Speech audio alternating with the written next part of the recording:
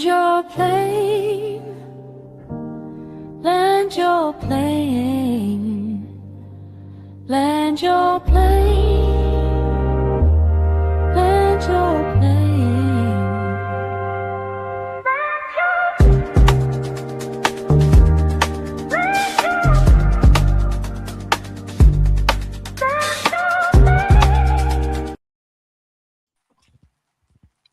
Welcome, welcome, welcome. I am Della Nooch, your pilot instructor. You are on Land Your Plane. What I say? Welcome to Land Your Plane podcast. You are on, what trip are you on? 31. I am with my flight attendants. Introduce yourself. Greetings, everyone. I'm Venus Noir here, and I'm always speaking from the heart, from the metaphysical, spiritual perspective as a sacred woman. And I'm ready for takeoff.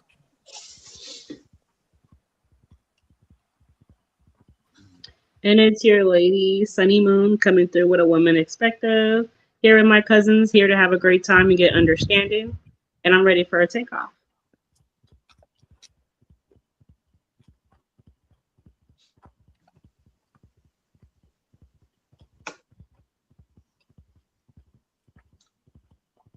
I'm 34 and a half. I'm your favorite cousin from an auntie and uncle you ain't even know you had. I'm one of the co-pilots. I was just eating some pizza in my bag, but I'm done with the pizza. You know, that was my in-flight meal they gave me. EBT meal. Well, I'm good now, so yeah, I'm ready to go.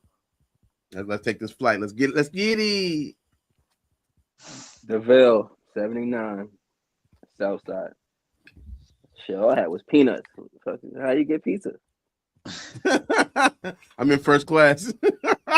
Oh, that's some bullshit. You can order your EBT before you get on the plane. First class. That's some bullshit. Nigga, You got got peanuts asked back for it. here. I got you. I'm gonna send that pizza.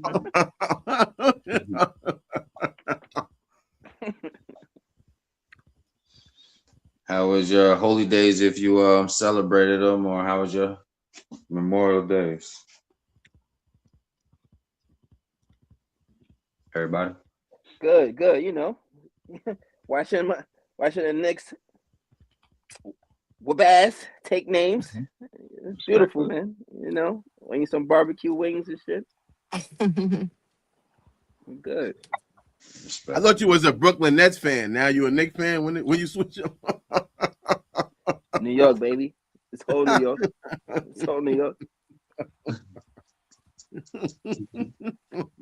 KD left, so you know Brooklyn was out. Oh man, We in the garden now.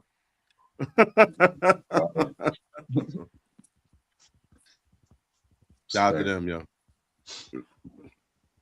But you know, I had comedy this weekend. I had a comedy roast.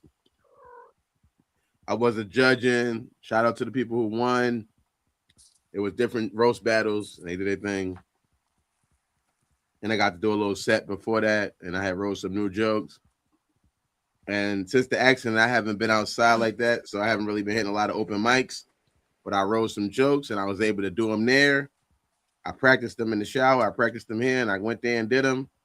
And people laughed at me. So that's always a blessing. Respectful. They're going to laugh at you. They're going to laugh at you. If anybody knows what that's from. Yeah. That's from Carrie. Hey, Carrie, come on. That's the first thing. That's the best thing about being a comedian, though, Venus, is like when they laugh at you, it's like, whoa. I know. That's what you want. I know. Yeah, I know. Laugh at me, please. You want them to laugh at you or laugh at your jokes? Or both? Long as if I'm on stage and they're laughing, that's a good thing.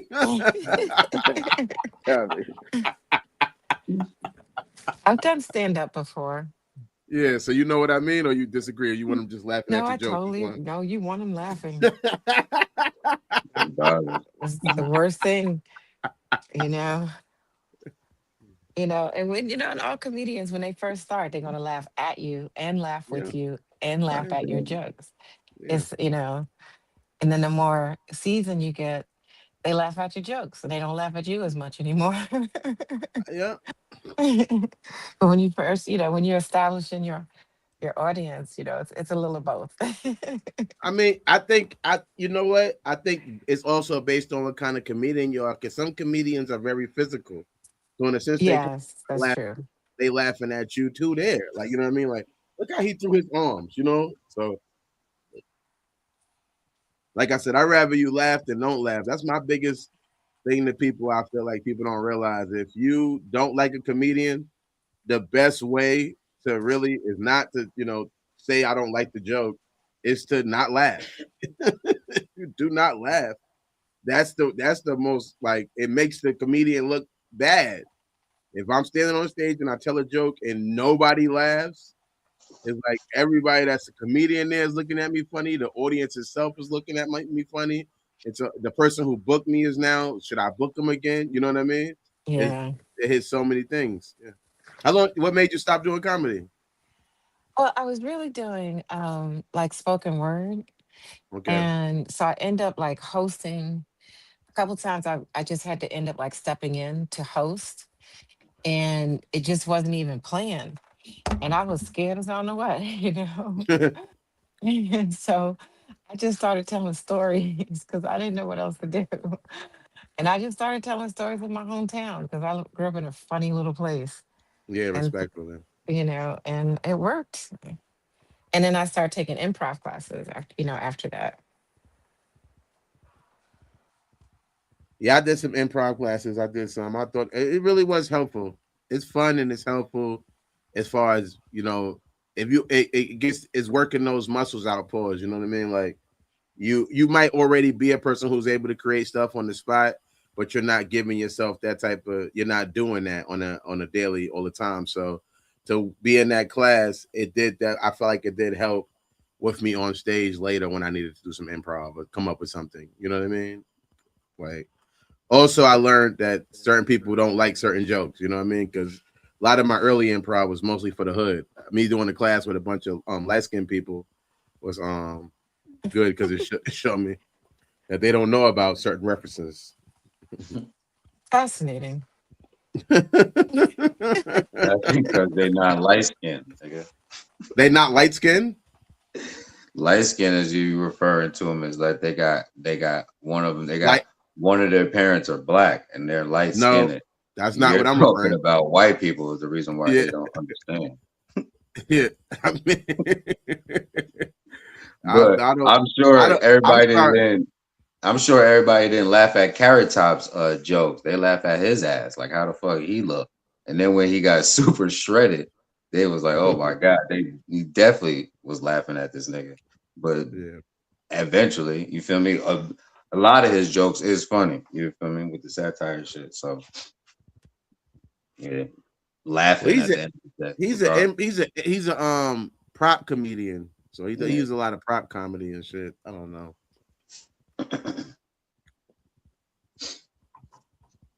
funny though. Yeah, shout out to everybody that's doing it, man. Respectfully, ladies, how was y'all memorial? Was all right. Was good. Good food. Chilling with your loved ones. Yeah, Yeah, we I can do. it was a beautiful weekend. One of my cousin's sons graduated, and yesterday they did a little memorial tribute here in my little hometown and read off the names of everybody who lived here who served in the services, Respectfully. including my dad. Oh, it was touching. Respectfully.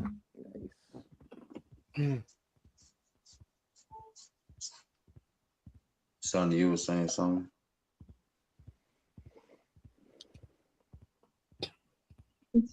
Just with the family, I found out my knees still work. I was playing a little double dutch with the kids. So Whoa. my ankles That's are going fire. still.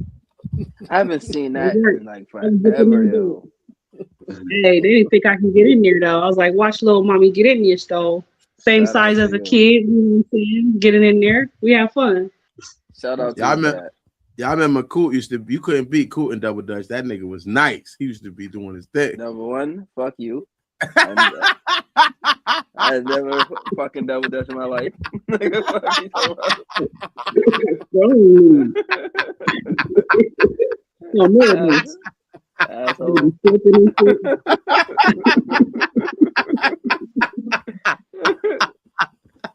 He was nice.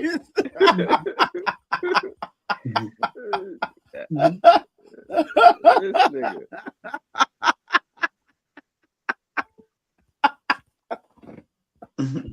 Sorry, what were you saying? Oh my god. Yeah, my weekend was all right, man. I chilled, did some living off the land, farming, fishing, and yeah, some food, loved ones, the regular. Respect to the ancestors, respect to the people, service, stuff like that. Today's show. Y'all ready? Oh, Ready for takeoff. I'm about to say, I got my seatbelt on. Let's go. Today's show, Ken, S-E-X, Ken Sex, make or break a relationship. I got a couple scenarios here.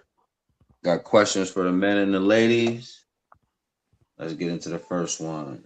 First scenario is a couple realizes after marriage that they have different drives. One partner desires physical intimacy multiple times a week, while the other is content with once a month. This gap is causing feelings What? of rejection on one side and pressure on the other. I heard you, cool. What you said? What? What was that? What was the what Crazy. about? Once a month is crazy. Once a month. Once a month? This nigga married her? You agree to that?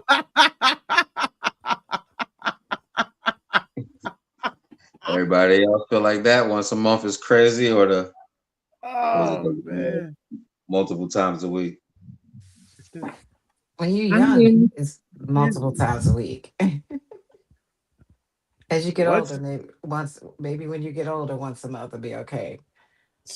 once a month? What? How old? I don't want to hit that. I don't want to hit that limit. I'm trying to be young forever. Fuck it.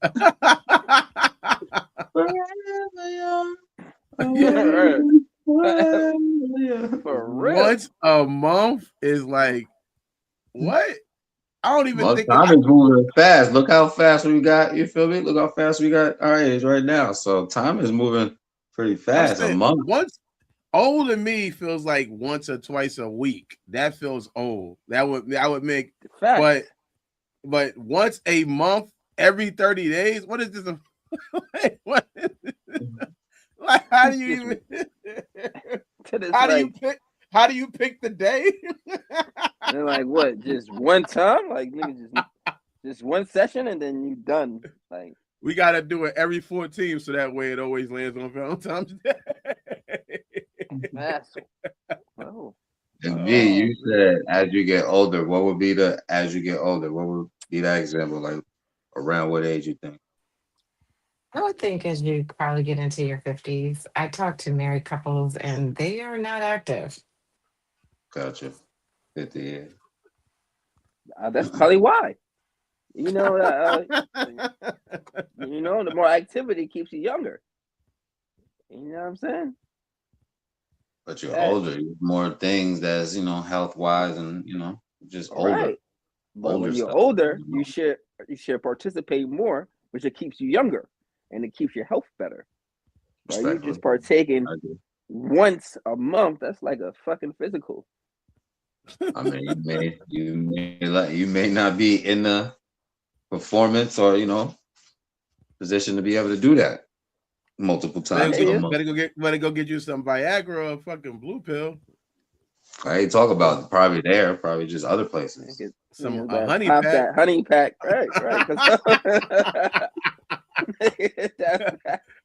You need to pop a honey pack, eat some honeycombs.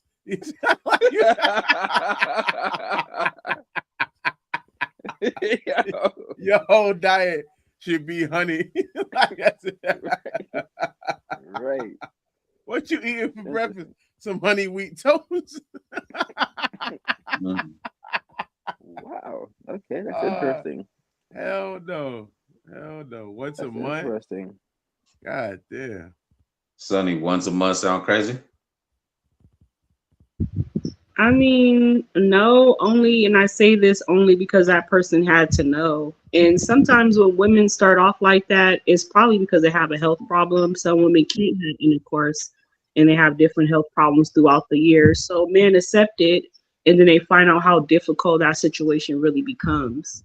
And if you're in your 50s, you're not having sex, it's a high percentage, you're probably a woman again. And a lot of 50-year-old men are out here dating women that are 30 and younger because they still want to have sex, like DeVille said. I laugh.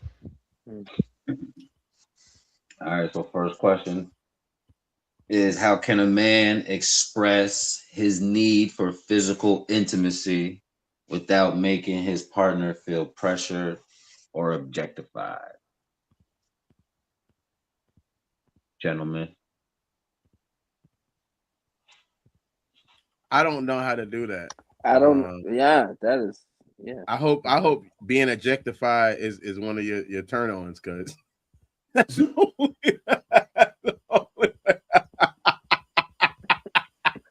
I hope you like being objectified. Your horns are showing, okay? Your horns are showing. Yeah. Mhm. Because I don't know how to I don't know. Like I wasn't raised right. So I don't know.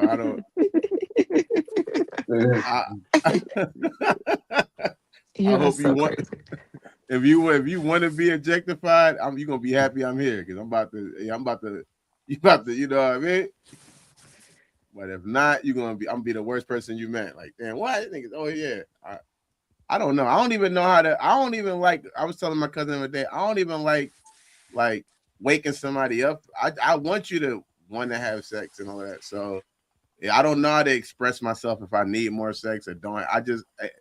Honestly, I'm learning as I get older better how to communicate those things. But I'll sit there and get angry because we not doing it. Like, damn, be mad. Like, what the fuck are you sleeping for? Wake up. So I don't know. I'm learning about like the idea of that not being the main thing, you know, Of how to bond and how to actually relate to a person besides outside of sex. Yeah, I guess so. That makes sense. I don't know. Respectful. Cool. Oh, are we using the word sex too much? We might already be doing it. I think the word sex is good. If you want to use intimacy, we could use it, or come up with your code word for it. But I think it's safe. Intercourse. It's just we can't explain the acts or gratify the acts. I don't. Again, I'm kind of with Cuzzo. Like, I don't really know how not to do that. And then, because once a month is crazy, bro. I'm sorry for me. Just speaking for me. That's the scenarios where somebody's okay with once a month, but you as a person is okay with multiple times a week. You feel me? So yeah. Right, and I don't want to make it seem like I'm a horny dog too, like just out here humping legs and shit. You know what I'm saying? No, Yeah. it's not in that scenario as well. But like, you know what I mean? 2 to 3 times a week, is okay with me as well. You know what I mean? It don't have to be full. Light the candles and put the soft music on to get the playlist right. You don't gotta be. You know what I mean? It could be, yo, roll over real quick. I'm sorry, is that too much graphic? Like, you know what I'm saying? Let's get this quickie in the morning. You know what I mean? So I can get a high step on the world real fast. You know what I'm saying? Give me a couple of those. Yo, the dinner's on the You know what I mean? The dinner is on the stove. Oh, let's step into the shower real quick. Let's, you know what I mean? It could be right. It don't necessarily also have to be like a full blown session. Just me personally. So again, I would say the same thing because I don't really know how to initiate the. And then too, like I be tired as well. I work outside. You know what I'm saying? So nigga be tired. So I get it. But once a month is crazy. I can't go with that. I'm not jacking that. That's like I can't do that. Respectfully. Yeah, I wouldn't have married. I know I already went, but I'm just going to add this. I wouldn't have married somebody like that. Facts. I couldn't have done that. I'm saying y'all already in the marriage. I don't know how we got in there. How we even get there? Facts. That's impossible. You can't even get there with this type of this thinking. That type of thinking, and like, man, how can I put a ring on that? No, I'm sorry. She about to be the Beyonce song for the rest of her life. Unless you know what I mean, we was doing it like that, then you know how they say when you get married, shit slow down, and you know what I mean, y'all don't do it that frequently no more. And then now, the spark is a little dimming a little bit. The spark ain't there as much. So, no, then not as much time. It's not as freaking. Probably not one time, but Nah, then I always see a judge because this is bamboozled. I got bamboozled in this. That's not what I signed up for. We was, you know what I mean, handling business. You have to get a divorce for irreconcilable sexual differences. Absolutely. Hell yeah. I'm gonna need someone to sit down and tell her this is wrong. Okay? Yeah, she giving me pussy like it's alimony once a month. No. Like there, I know, hell no. I'm gonna land. I don't want to keep going, but yeah, I'm gonna land with that. That's just I can't. I would say I'm able to do that. I'm gonna add one thing, and then I'm gonna let the ladies go. One thing is connection. Everybody wants connection, so a good thing or a frame of reference is, because like you say, we tired and stuff like that. So we obviously know that everything is not physical release. We get a point to where we can't. You feel me? It's not that we can't. You feel me? It's not healthy to be even having that much sex at that anyway. You feel me? However, connection, bonding. Y'all don't. Every brothers don't drink. For people that do, a sipping paint. Something that y'all deem that it allows y'all to sit down and connect, and it doesn't lead to sex.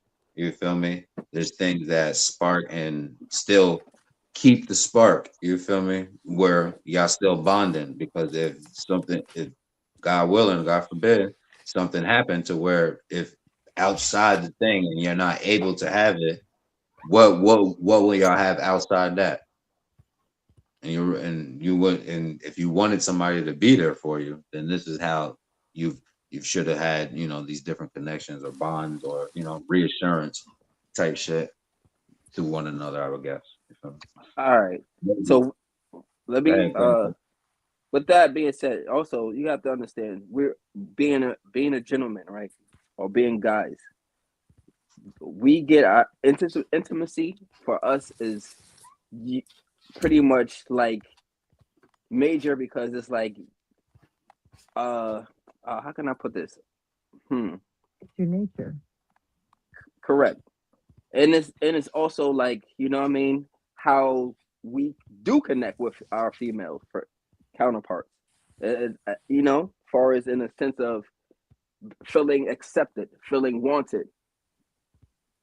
And I know it's not that like that for the female couple of them. I'm not gonna say all of them, I don't know per se, but also I know they are more mental bonding, like you just said, connection, elsewise. Men kind of connect through sexual favors, and I'm gonna say favor. That sound creepy? No. Well, you got. It depends on how you want to connect. Intimacy. Let's say intimacy. Yeah. Yeah. So male bonding is more connecting through intimacy, and I know female is more mentally fit. Start off with chemistry. Correct. Right. if we don't got chemistry. But that's what we're talking about. When that chemistry fades out or there's not moments of the chemistry, what are you left with?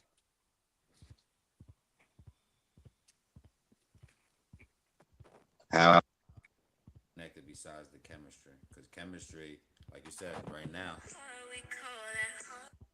now is just simple attraction.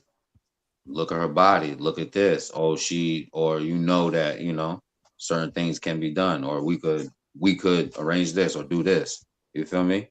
Outside that, like you said, we haven't, and I those that little, you feel me, info, I haven't followed it. I'm not, that's not how I've lived my life. You feel me? That's not how I was introduced to intimacy. You did? So yeah, I'm learning it as it go too.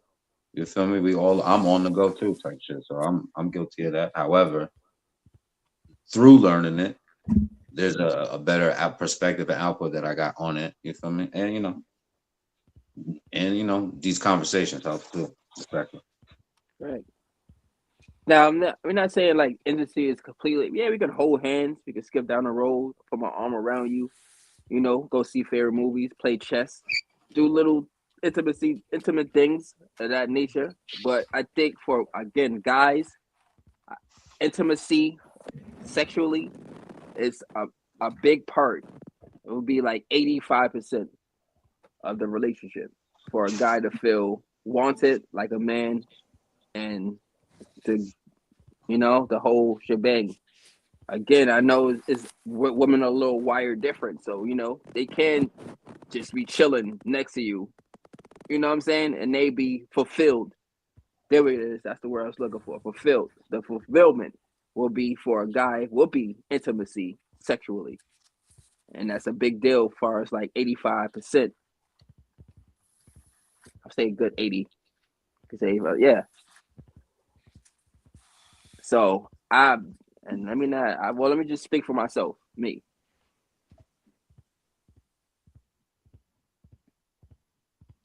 So once a month is really.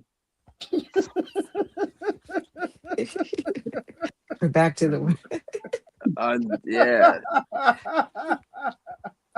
That's a deal breaker. Yeah.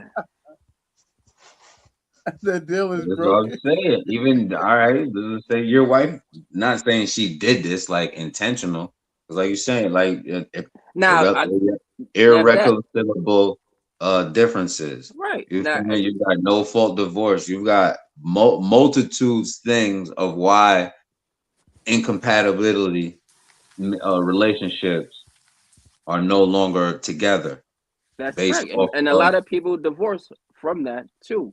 But also, you I can feel me? understand So if, like, rightfully so. if I can understand too. I'm sorry, I don't want to take over the whole panel, ladies. I would like to hear you guys' answers as well. But I can see and understand, like, damn, I just lost my train of thought. But where You were that could saying that be 85% of, that's like 85% of the relationship. You were saying that's what you were left off. like,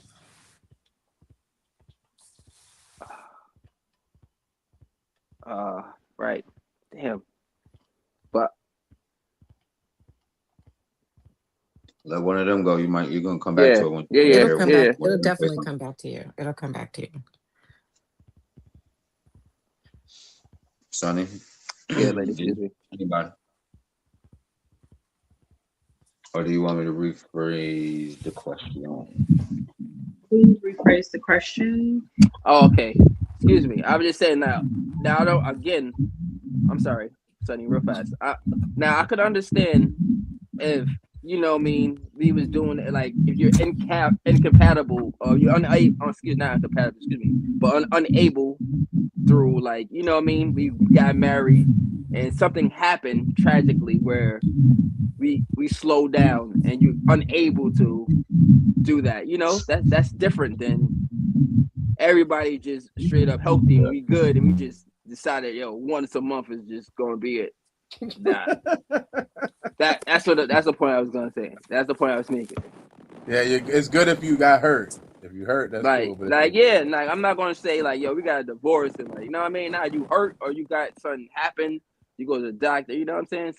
Something in that form of nature, then that could be respectable. We could be, we could talk about it. We can try to go around, you know what I mean? Other ways of doing things. But like if we just straight up good and we just decide once a month, like nah. I land, ladies, out because I really want to hear you guys' point of view and see what you guys gotta say on this. I got a question for y'all ladies too, but y'all can answer to this one too. How can men express his need for physical intimacy without making, excuse me, his partner feel pressured or objectified? How you think a man could do that? Well, nice gestures always ease the mind. So, if you're not a person that holds hands, not a person that kisses, not a person that hugs, not a person that reassures, I know that doesn't sound like sex, but that eases up the mind prior to the action, right? Just like foreplay. So after you get done mentally establishing, then you need to know how to eat the vagina. A lot of men doesn't know how to do that. Stay down there. Make sure that she nuts. You could tell. Put your finger in there to make sure she nuts. Just because she waters doesn't mean she nuts.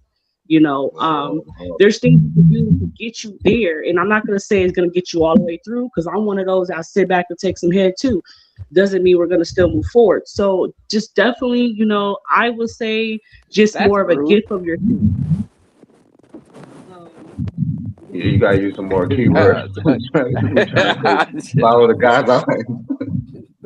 Use waterworks and Six Flags and all of that She stuff. wasn't there when you read the guidelines. What is that noise? That's her background. My bad. Oh, Whose Sorry about background? that, son. Yeah, this It's probably mine. YouTube got guidelines for explicit uh explaining sexual gratifying acts and stuff like that. So we just gotta, keywords, code words with it. PG. Definitely, 13 I and like over. myself to be present first prior to the action.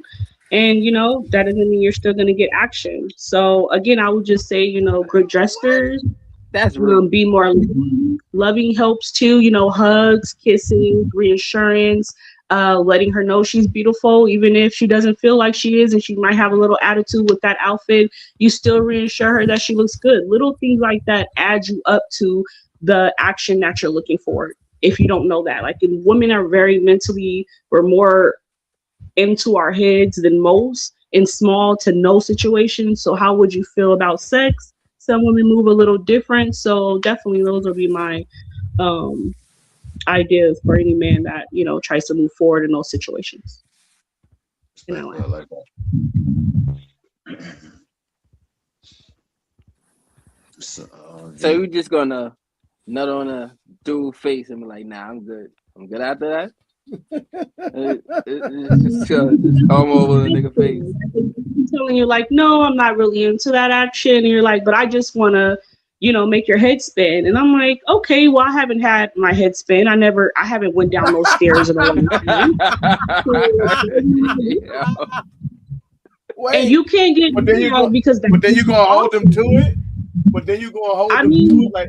Who am I to tell you not to be who you want to be? You want to be this person, and I'm allowing you to exercise my body to have my head spin in a circle. I'm allowing you. But that's usually that's a setup. That's just to get your pants off. All right, yeah, all right. But you gonna make them hold themselves to it. That sounds like a you problem. Sexorcist? Yes. And I land. That is hilarious. Nah, anytime that people got questions, questions for each other, either hold them or if you're not gonna remember it until they get done, try to, respectfully guide you. And so, okay, so it's my turn to answer the question. And the question is, are we still in the same question? Yes. How can a man express physical intimacy without making y'all feel pressure or objectified? I think if you're actually in the relationship and you've been in it for a while, you know There's just things. There's really, you don't even have to ask. It just happens. At least in the experiences that I've had.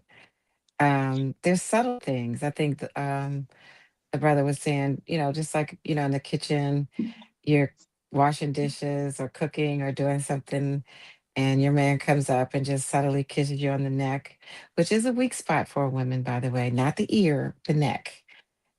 We don't like nibbles on the ear. That doesn't do anything for us. But the neck is like big bing, So he knows the spots. He knows, its connection is always important. If the connection is there and it's organic and that chemistry, mm, it's like it's almost effortless. If you got that chemistry, it's just like, oh yes. It's just there all the time. And I've always kind of like held out. Even if I've met a nice guy and I might like him, he has all these great qualities. Sometimes if the chemistry is not there, for me personally, it's hard to, it's like forced, intimacy becomes forced. And I don't like that. And you can grow, I guess, if you don't really have like that organic connection, and but you like the person because he has, shared values or something to that effect, you can probably grow to really have a connection with the person. And but when the connection is just animal and it's just attraction, it's usually not that hard. And it's definitely going to be more than once a month. It's going to be like every day. Thank you.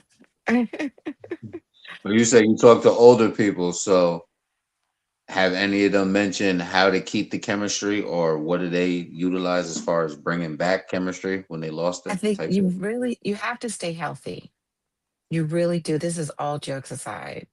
You have to, because hormones shift in your late 40s, early 50s, both for men and women. Women go through what they call menopause and men go through angiopause. So your hormones do shift, but people who remain active, they kind of like don't go through it as much as people who are less active. And some of the married couples, I'm thinking, it's like on and pop, and you married, you happily married. Because to me, that's, having that intimacy, that to me is part of being happily married, not just sharing everything. And the intimacy is the cherry on top. But they tell me, some couples, not all couples, but sometimes, they gain weight, and, his belly gets bigger and her hips get wider, and they start developing diabetes, and all those things affect it. If you, especially if you have if you're pre-diabetic or diabetic, that affects your ability to get an erection. It almost takes your erection away. That should be an inspiration to not be get diabetes. And a lot, type 2 diabetes is completely avoidable, but it's such an epidemic in the Black community. So that prevents you from being able to get an erection. And but the wives, they be cooking that good food. You be eating all that good food, and all of a sudden you can't get an erection. But I would say you have to take care of yourself. You must, you must exercise, eat right, drink water. It's not that complicated. It's imperative. And if you don't, it will affect your ability in later years.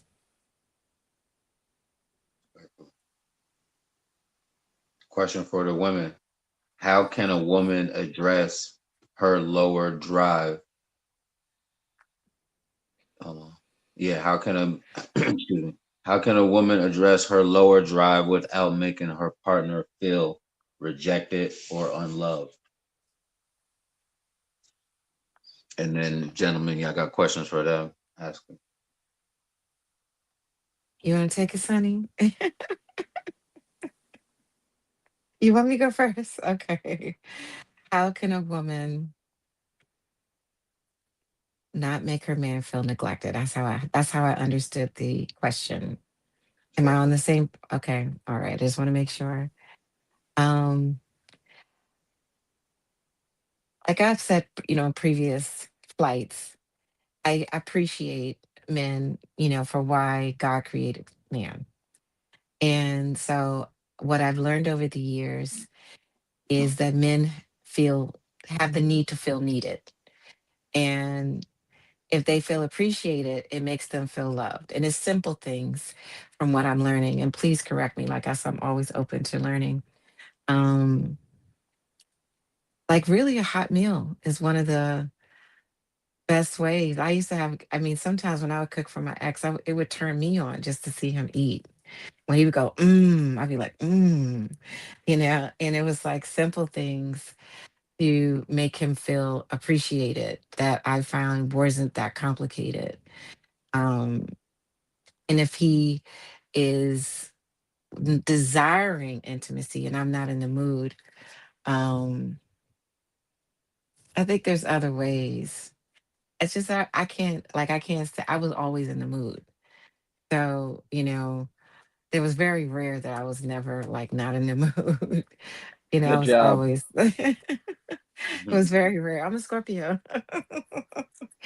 It was very rare, but um I think that's it. You just have to know that sometimes a man's needs are very simple.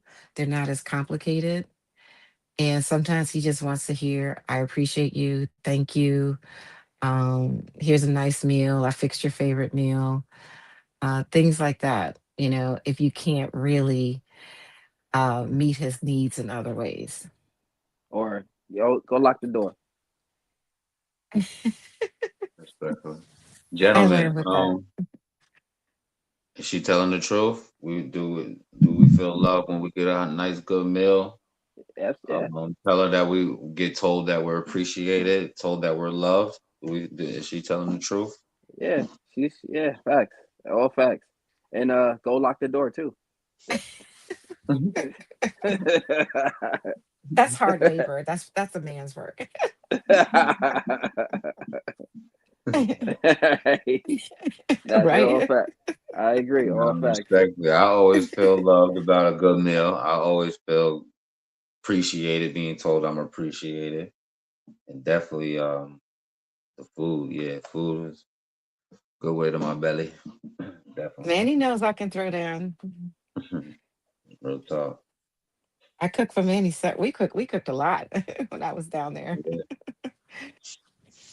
Dirt, she lying? That's the way. Food, love, and appreciation. You on mute, cuz. I'm wondering why y'all couldn't hear me. I'm talking shit. What was I saying? For me personally, no. Um, you can give food to your dog. Like, so food doesn't really particularly it doesn't really do it for me. If I'm hungry, I'm hungry. But I can agree with the words of affirmation. Obviously, words of affirmation are always going to be helpful. I didn't really hear her answer to how she was going to tell him she didn't want to be intimate anymore or lack of intimacy.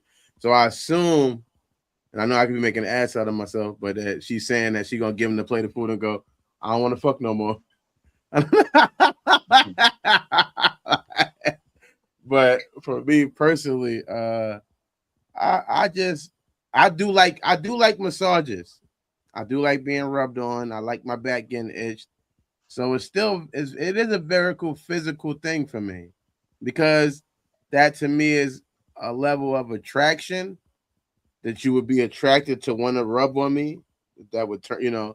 So I would feel like for me, I would say if a girl wasn't as horny and that's what she needed to express for whatever reason, but she still wanted to let me know that I was appreciated, it would have to be through acts like that, like through rubbing, do massaging. It wouldn't be food, maybe words of affirmation.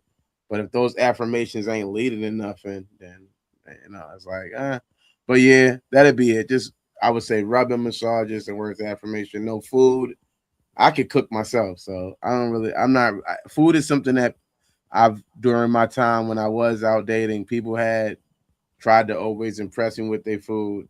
I don't give a fuck about that shit. I could cook myself. So when you can cook yourself, it doesn't seem as like thank you. But most of the time, I guess I'm a higher critic too because I can cook myself. So I can't cook myself. I'm more of a critic. I'm like, I could have cooked this shit better. I'm starting to think in my mind, you know what I mean? So it's like, there's so many different things to that. So I think, yeah, nah, it doesn't really go in there for Respectfully. me. Sonny, how can a woman make a man feel not neglected, rejected, or unloved?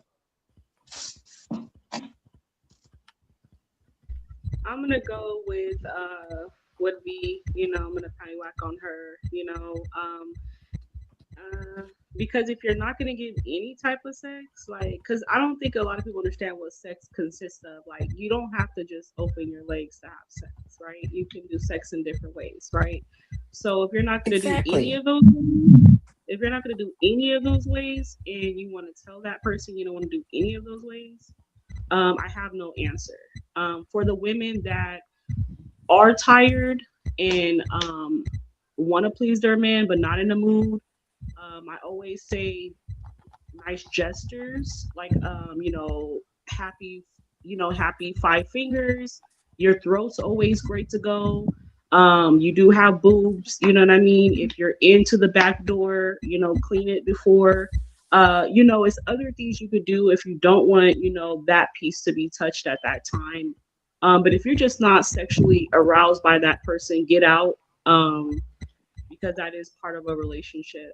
And so definitely get out because all you're gonna do is hurt that person and cheat.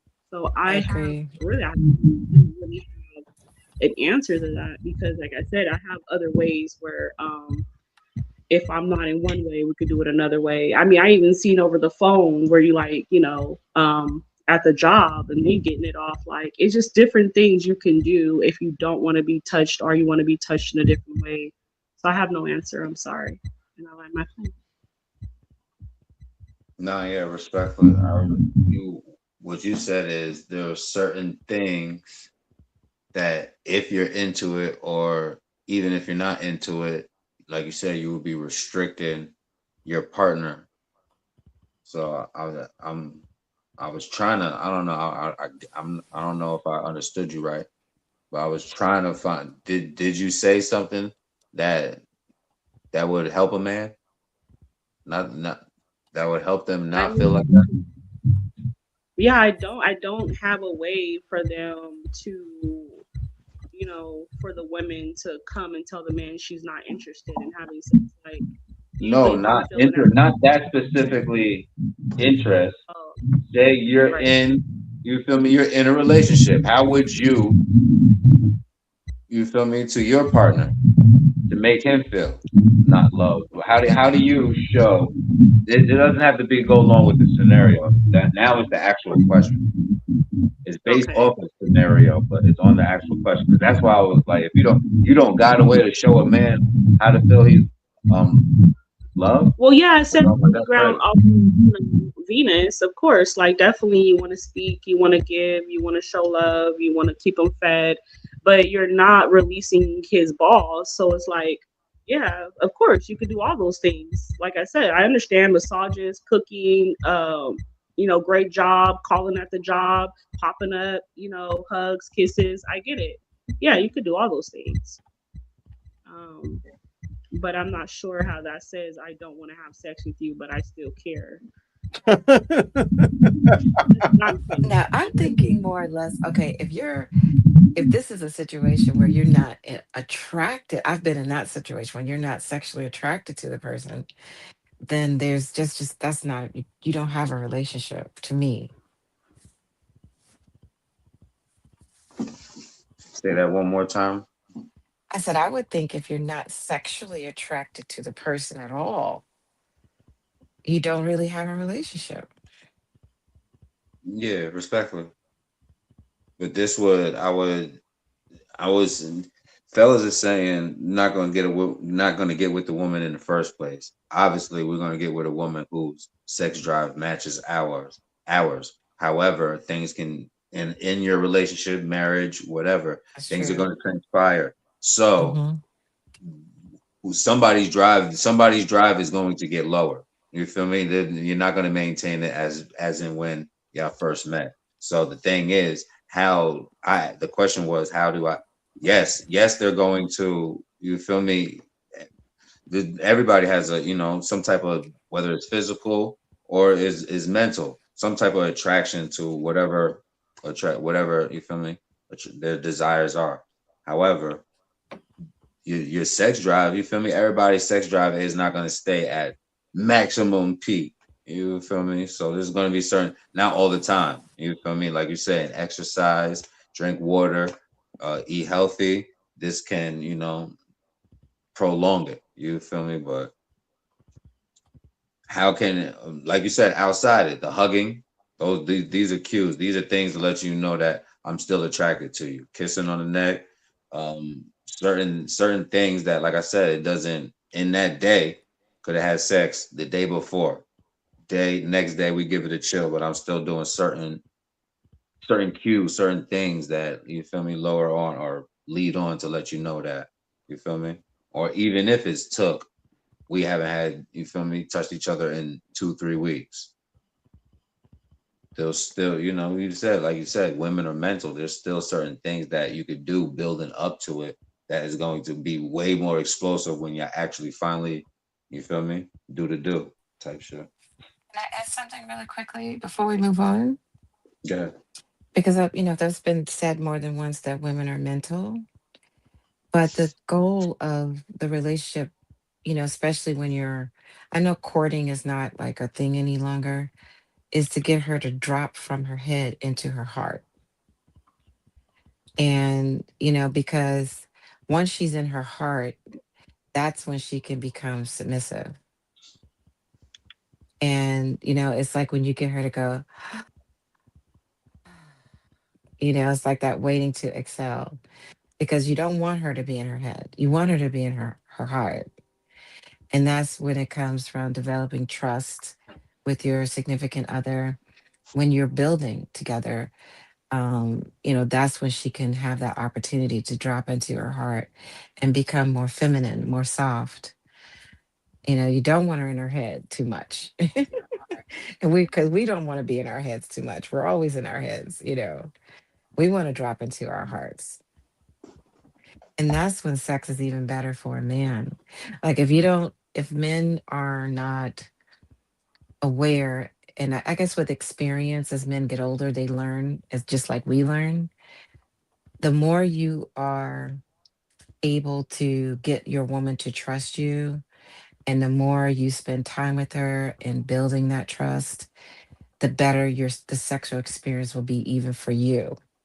Because if your goal is only to get, like a man should never worry about his ejaculation at all. Nature already took care of that. He knows he's going to ejaculate. He should be more concerned about hers, because and the more he can focus on what gets her there, the more pleasure he'll get as well.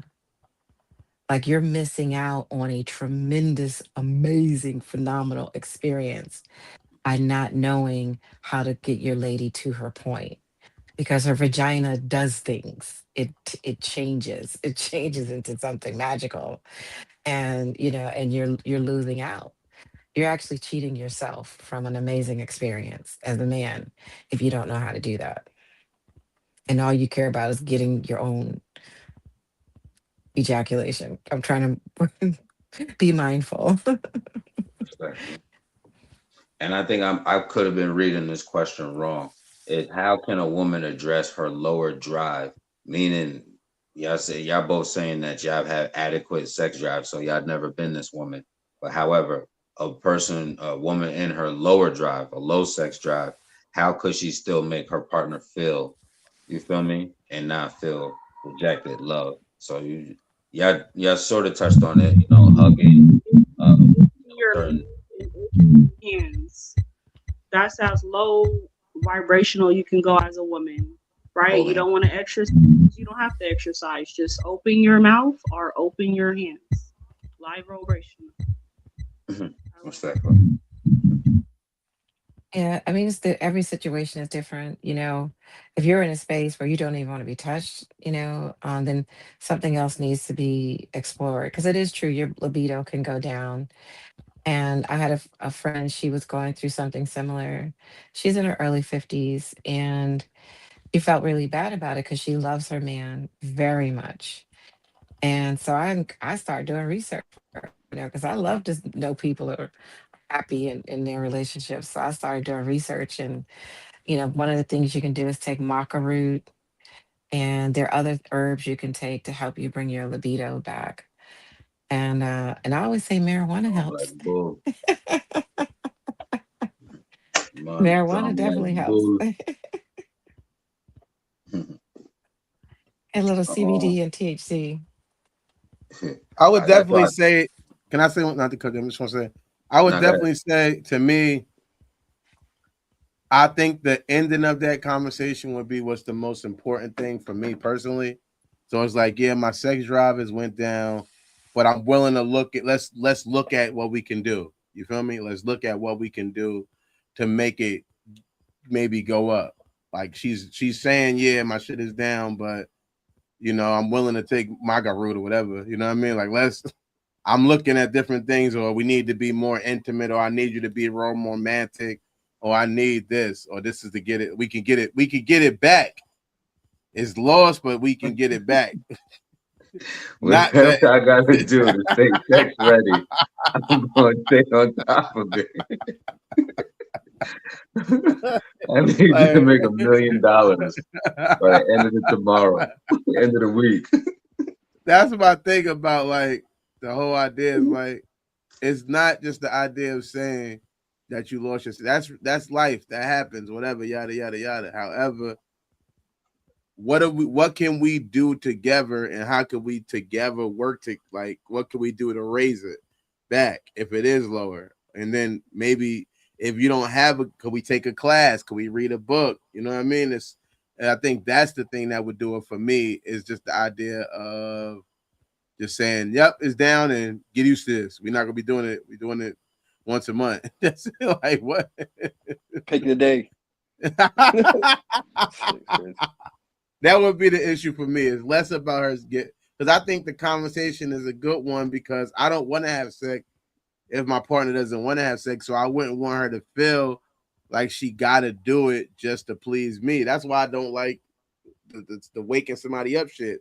I feel like if they already sleep, then they too tired for sex, or they not horny. They tired. So for me personally, I feel like That's the best sex. Nah, that's the fake. Right. I That That's don't is what I'm the like it. saying. best. That middle of the Yeah, night. Oh my that's the gosh. nah. They fake sleep, homie. They be waiting. Nah. I don't Ladies, know. am I right? They ain't trying to Everybody, fake sleep. I got one eye open.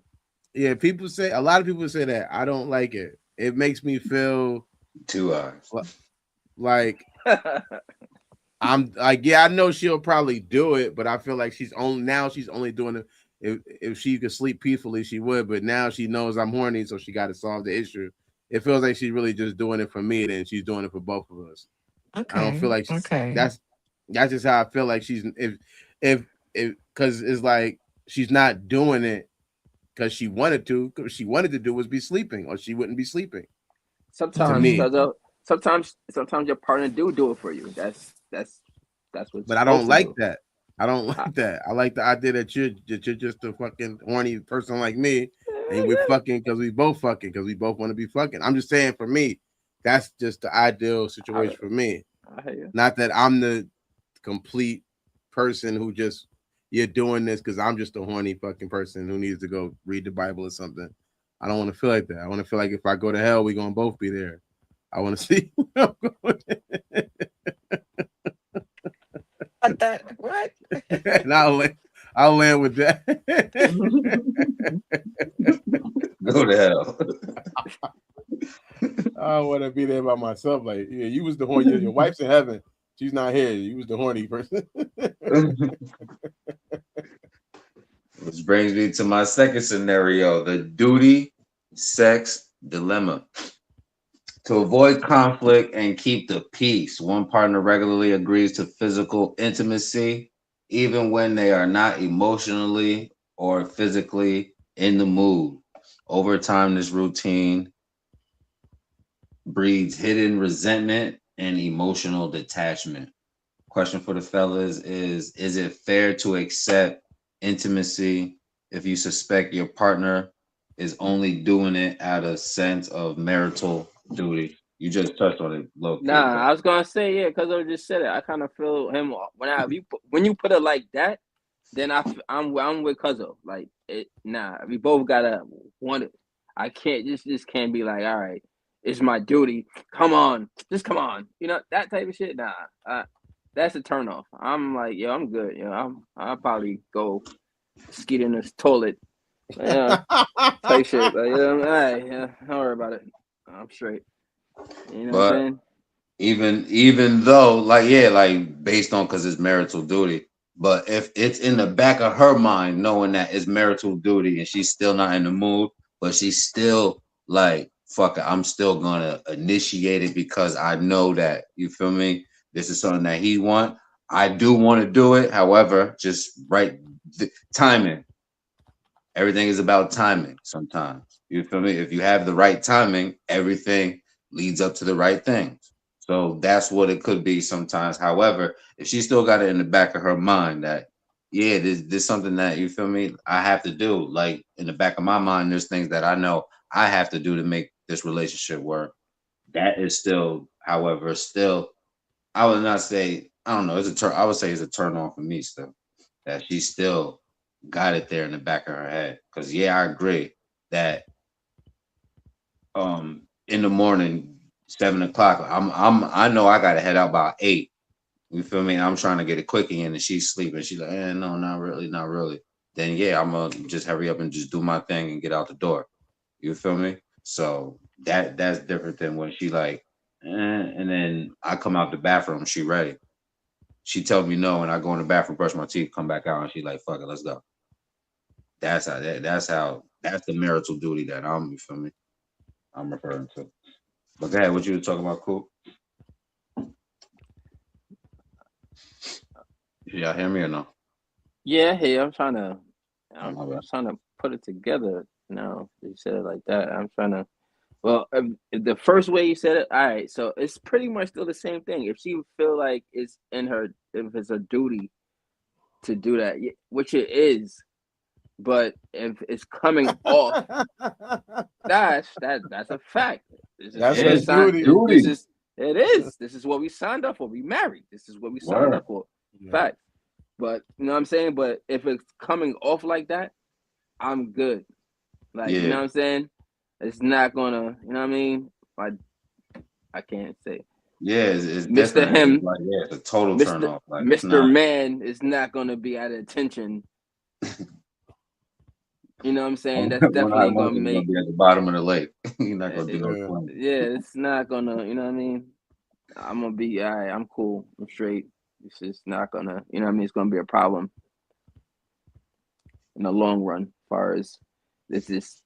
But that attitude, because you know what I mean. It's not the duty thing. You can tell. It's the body's not gonna be there. The body language, or the posture, everything is just gonna show that she's not in the mood to, but she's just doing it because you want to, Yeah, and that's not a good feeling that's not the duty I for want. me. For me, just speaking to me personally, I don't like that. I'm with Respect. Cuz on that. I want everybody to be all right. It's Mr. Nasty time. You know what I mean? I want Yeah. everybody to be on the same page. Like, yeah, let's go. Let's get it in. Respectful. Ladies, is it fair?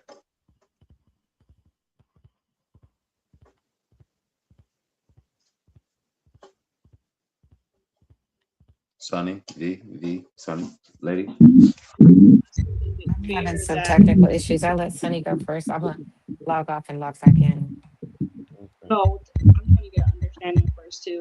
So you're saying, is it fair for the man or is it fair from the woman if it's just an obligation and it's not a real feeling? Hold on. Is it fair? Hold on. Is it fair to accept intimacy if you suspect your partner is only doing it out of sense? Well, you can answer it from your perspective. If it don't, if it feel good, I'm going with the flow. Because sometimes you know what, in a relationship, sometimes you gotta go with the flow.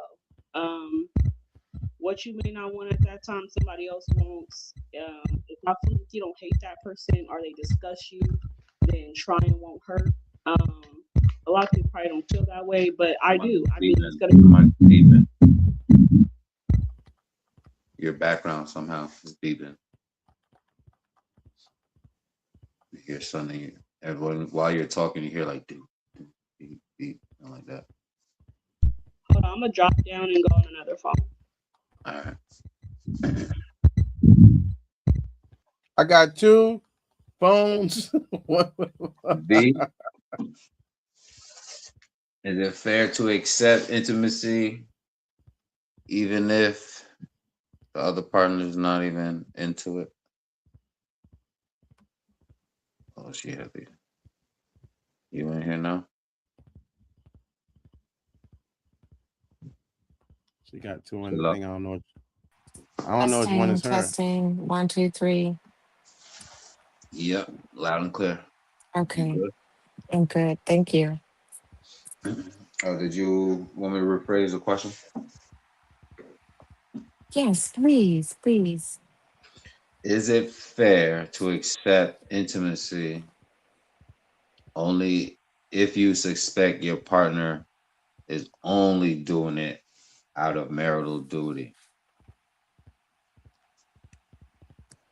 I think that particular phenomenon usually falls on the female side, I probably was more going. I was going often. to say while Sonny is answering, I was going to. As I'm reading it, I'm like, you can answer from your joint, but usually it's women holding. You feel me? Holding back. Holding the poom poom. I don't got the Um, statistics up here. I don't got the numbers up here, so that's why I didn't say it. But I'm glad you said it first. you We agree know, with you. All the way. We stand by that message. Yeah. You let's know keep it a women. hundred, right? Let's keep it a buck. Let's keep it a buck. You know, let's keep it a buck. Um, and because we have different needs. Even throughout one month, we can go through so much just in one month with our body, with our cycles, and depending on the hormones, we're in different moods. When you get closer to ovulation, you tend to want to be more intimate. Then you get closer to your cycle, you want to be less intimate. And your cycle is actually a time from a spiritual perspective where you need to go and cleanse and purge. And it's not a time to be intimate at that time, really. It's really a time for her to dispel anything. And so all of those things go on with us in just one little month. 1 month. And so that can sometimes constitute why we don't want to do it. And especially if we're in pain because we have cramps or whatever. And so, but when it comes to the marital duty, wow, I can understand from a man's perspective why that wouldn't even feel right. You would feel like you're violating. I would think you would feel like you're violating your lady. That's how I would think, it would feel because she's Yeah, not present. It's like she's just there like a bump on a log. Okay, here. yeah, It's open. that's not romantic or sexy at all. I don't. No. You know what I mean? Nobody's Yeah. Jeffrey Dahmer. We're not Jeffrey Dahmer on here. You feel me? So Fucking the court. um I think it's if a relationship get to that point, that's a very sad state of affairs. And you may need to find, another way to get yourself back to a place where intimacy is more organic. But if you're just doing it out of duty, and some men get a kick out of that. Their egos get really, really inflated. But I think that's very unhealthy, like extremely, but it does happen. It does happen. The solution to it, therapy, maybe. Therapy. Go to a group counselor. Go take a tantra massage class together or something. Mm, interesting. I like that. I think it's funny because when I first said the thing about waking somebody up, everybody thought I was bugging out. But that's because when you waking a person up to some extent, you can kind of tell they only doing it because it's their duty. If they're not fake sleeping, that's like Yes, they are. Yeah, they are fake sleeping. And you got to read the room. You got to see how they laying, like intuitive. Right. You feel me? People lay with the pillow. Do she got the pillow between her legs? Like, how is she? You feel me? She not sleep. If she sleep, you know, she sleep. But if she sleep, bruh. If she See, sleep, you telling yourself that. You telling yourself she not. Now you good. You telling yourself, nah, she fake sleeping. You gotta go like this. You gotta go like this. Oh, I need it real quiet. Hey. Once you hear that, if she's If she answer real quick, then you know she wasn't really asleep. She know what you saying. And she answered back. It's not even. It's not even that. I don't know. For me, it's you reach, and she helps lift up a little bit. Come on. That's her duty. She's at work again. Nah, she's down. She understand the mission. Y'all both on the same mission. To be honest. Yeah, you are. It's not even. You off. Yeah. Nah. That's a get this over with, so she can go back to sleep. She got it's actually she's been waiting. She kind of been waiting like that. Bro. Yeah, you telling yourself that. That's not her telling you that. That's you making up. Unless, all right. If offer her. If me and the girl talk before and she let me know, sometimes I'll be fake sleeping, waiting for you. Other than that, you're making up this whole scenario. You're a weirdo. You're a sicko. You're on your way to JD. Yeah, she really wanted it. No. She was in a dream. That's that inflation V was talking about. So no, I need to it maybe come up in the conversation. It would come if you and your partner's close. I think she might not, she's like, I'll be laying there, I'll be wanting you to take it. It might already be something about that partner, but I wouldn't assume that every girl that's laying next to me is fake sleeping in life. Not all the time. No, I'm not saying like that's 100% of the time. Like, nah. You just need a green light. You again. Everybody is different. Everybody is different. Everybody has different scenarios. You know what I'm saying? Yeah. Not to step on it or step on anybody's toes, but majority of the time that the scenarios that I had or the partners that I had when it was in the morning time, it's usually be facts. Facts. Unless she's snoring, like, you know what I'm saying? So if she's snoring, she's she's not faking. Facts. You know, it's just you know, man. Okay. All right. Now that's the she's not fake snoring. I know. Sonny, we had to rephrase the question because we all came to agreement that majority of the question that I'm asking, the ball always is in the woman's court with this one. So is it fair to hold back or do it under marital duty? Or is it fair to the man to accept it?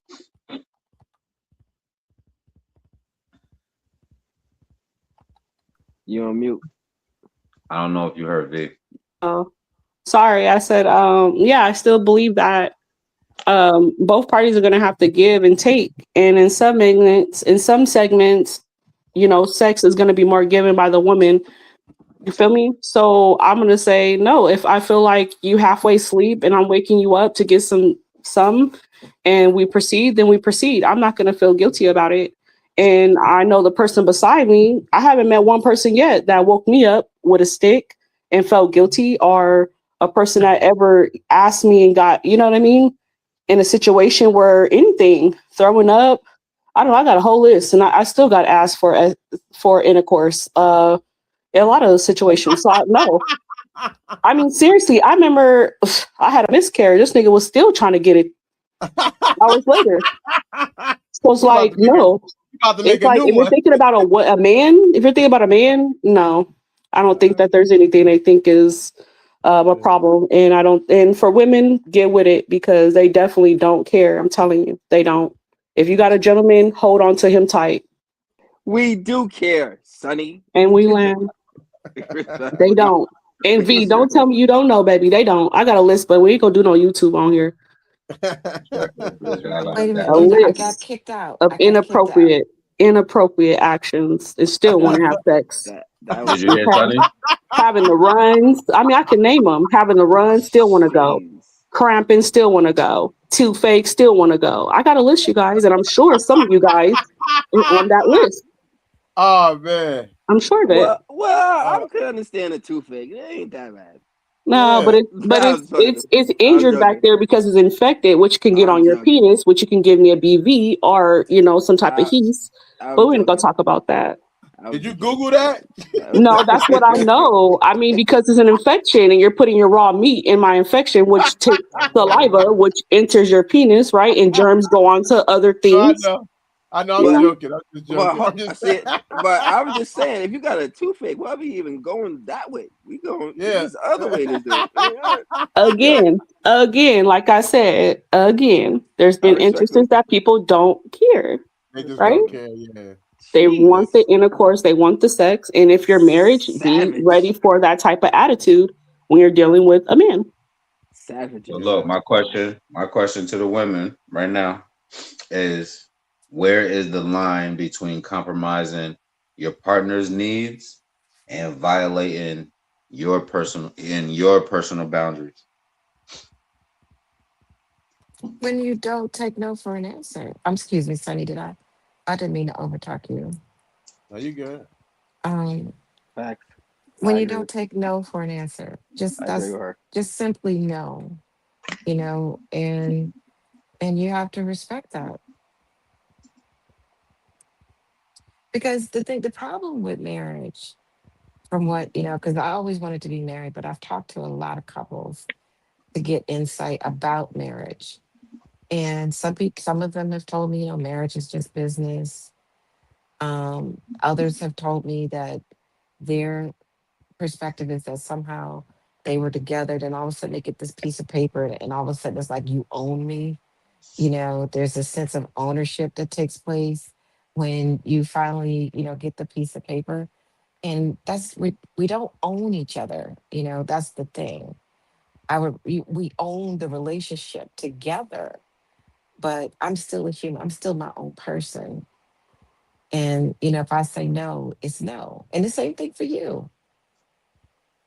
That's real love. But our If you're no's are different, I would say. what's that? I'm sorry. I would say our no's are different. You're entitled. Your no is, you're entitled to your autonomy. You're entitled to your body Is a with, yes. Mhm. you feel me, with free will. You feel me? I'm not. I can no longer. I can in no way infringe on that. The man's no would be, then I need to be in a relationship where those needs can be fulfilled. So I don't need to be with you if they can't be fulfilled. If you feel that, you feel me, it's not your Mhm. duty to fulfill while we're together. Well, no, a I, I'm, man's no, I'm, a I'm I, man's no is no, no as well. I'm wrong. Not all the way, but no, it's the same thing for a man as well. Cause just to be all, what I mean, it's not too many. Let's keep if you being what I mean, it's probably like 90 to 10%. But yeah, there's a lot of overly sexual females where they feel like You belong to me. That's mine. So when they in heat or when they ready or it's drop it. Let's go. Drop them. I don't need that meat. You know what I'm saying?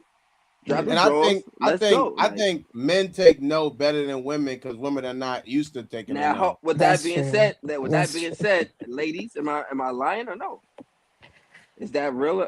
Is that false or factual or facts? Like, what are you saying exactly? Well, like he was saying, he was like the no situation, and I just flipped it around and said sometimes there are overly sexual women where they feel like they own your stick, and it's when I want it, you gotta provide it. That's true. Like in the Right. Ropers and Three's Company, remember? That's real. Mrs. Roper. I just want you to know that's real though, cause that's all I was saying. No, yeah, respectfully. Nah, that's real. But it's not a lot because a lot of guys be, usually with it. So you know what I'm No, saying? yeah, They don't and get that. no, But respectfully, you put that out there because, I like just you want to put said, that out there though. Yeah. But majority of men is not going to say that. They're not majority. Even if they is, like you said, they're not going to get out there and be like, "Well, I haven't been in that position because I'm the one that is." You feel me? the Turning initiator, it yeah. down. I'm the one telling her to The calm aggressor. down, chill out. But Yeah. however, I'm glad you brought that to attention. Just that's for the viewers. Just Um, for the viewers. my bad, V. Did I cut your wisdom? You can finish your thought. I just wanted to act the I No, no, chime you in on didn't. the no part. No, I landed. You didn't cut my wisdom. Thank you. Sonny, where is the line between compromising your partner's needs and violating your own boundaries? I was gonna say when it becomes like annoying or it turns into animosity where like you don't even want that person to touch you because you think it's sex. Like when it's getting there, it's pretty bad. But yeah, I'm just gonna say when you could feel the animosity before you even try to touch the person in a loving manner, I think it's gotten too far.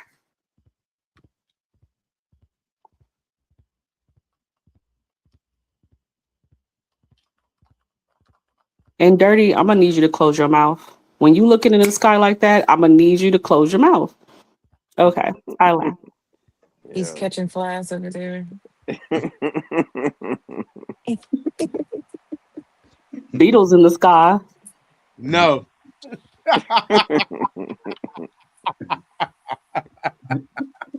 Lucy in the sky Oh with man. diamonds.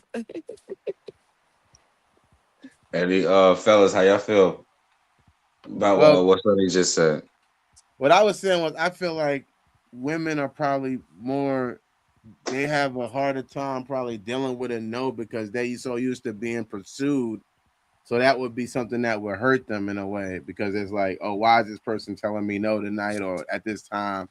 What's the thing? Because they so used to being a sexual object for you not to view them as that at that moment. I don't think they're gonna be as overstanding. If you say even if you had a good excuse like I just work from morning and night, I just did a double. They don't really. They like what? You don't want to do it. If they ready, they ready. I feel like when they're ready, they're gonna want you to be ready. And I think that a man is probably so used to hearing no that another no is just another no. It's like, all right, I get it. So I just feel like you're probably not gonna get the response you want from Okay, that. Okay. okay. What? Okay, okay, You're cramping? Okay. okay, You got a cramp in your leg? okay, You want me to massage it? All right, don't touch you. okay. Okay. Yeah, like I don't think you can make Norbit with a fat man and a skinny girl. It doesn't work the same way.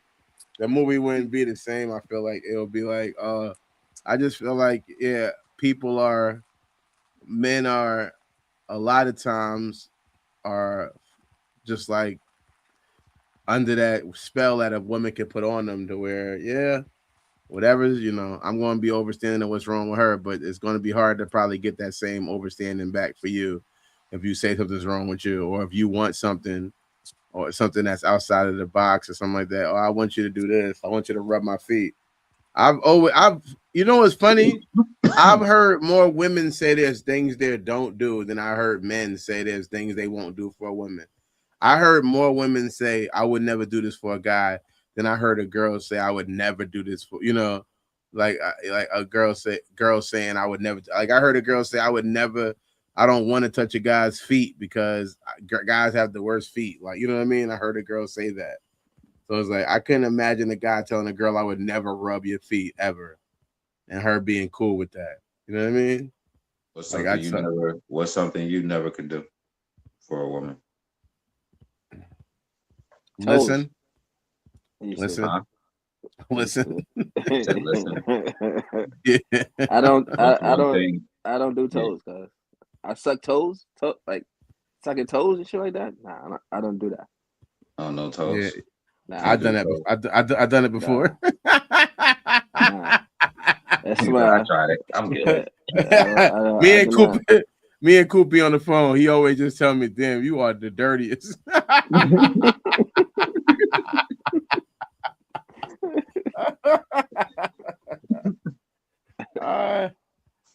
thing I can't do is anal. Can't do it. Sorry. Oh yeah, besides listening, yeah, I don't like. It's too messy. I could do like a little bit of toy. I could play with a bead or something in there if that's what you're into. You really like, stuff in your butt, shorty, I guess. But I don't want to really fuck in the butt because it could be a shitty situation. I'm going down the steps. I almost fell down the steps.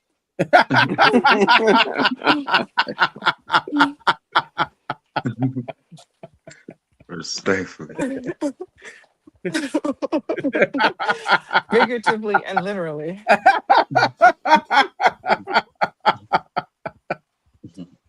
A quick commercial with a quid deck, play some of these biddles. Land Your Plane is a show where truth takes off and accountability lands. Guests face honest questions about love, loyalty, relationships, ego, family, and the conversations most people avoid. Want to be a guest or bring family on? If you have a story, unresolved conversation, relationship question, or truth you're ready to face, we want you on the show. Apply here.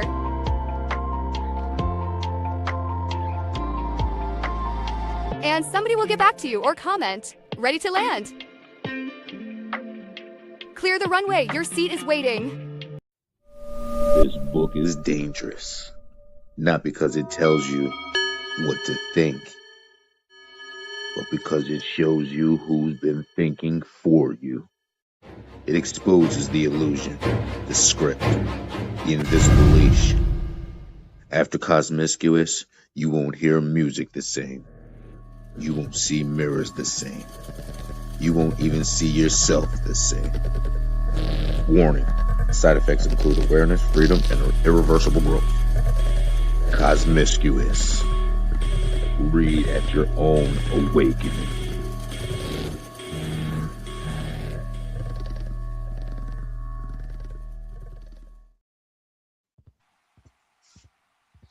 I had forgot the damn video, so I just went with the damn questions. I didn't remember the shit until we was like, oh shit, we were supposed to watch the video.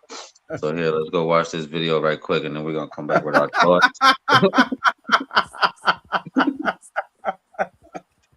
We're gonna come back with our thoughts, and if y'all got any questions in the comment, you already remember. Tippy, what up?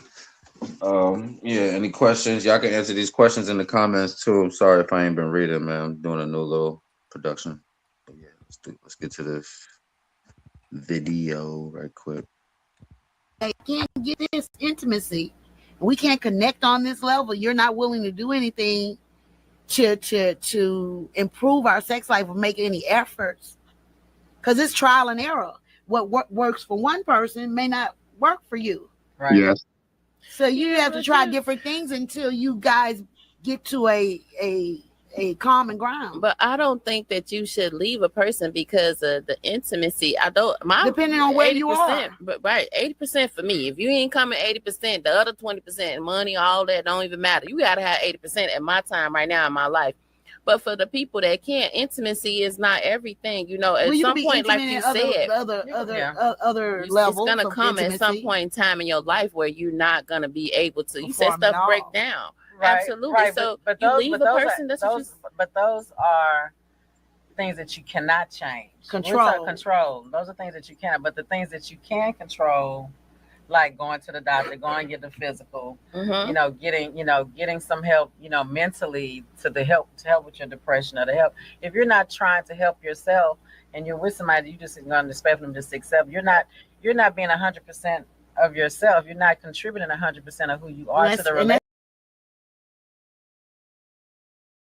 And that is from Unofficial Sex Therapist. Check their channel out. Respect to them. I wanted to react to that a little bit. What's your thoughts, ladies and gentlemen?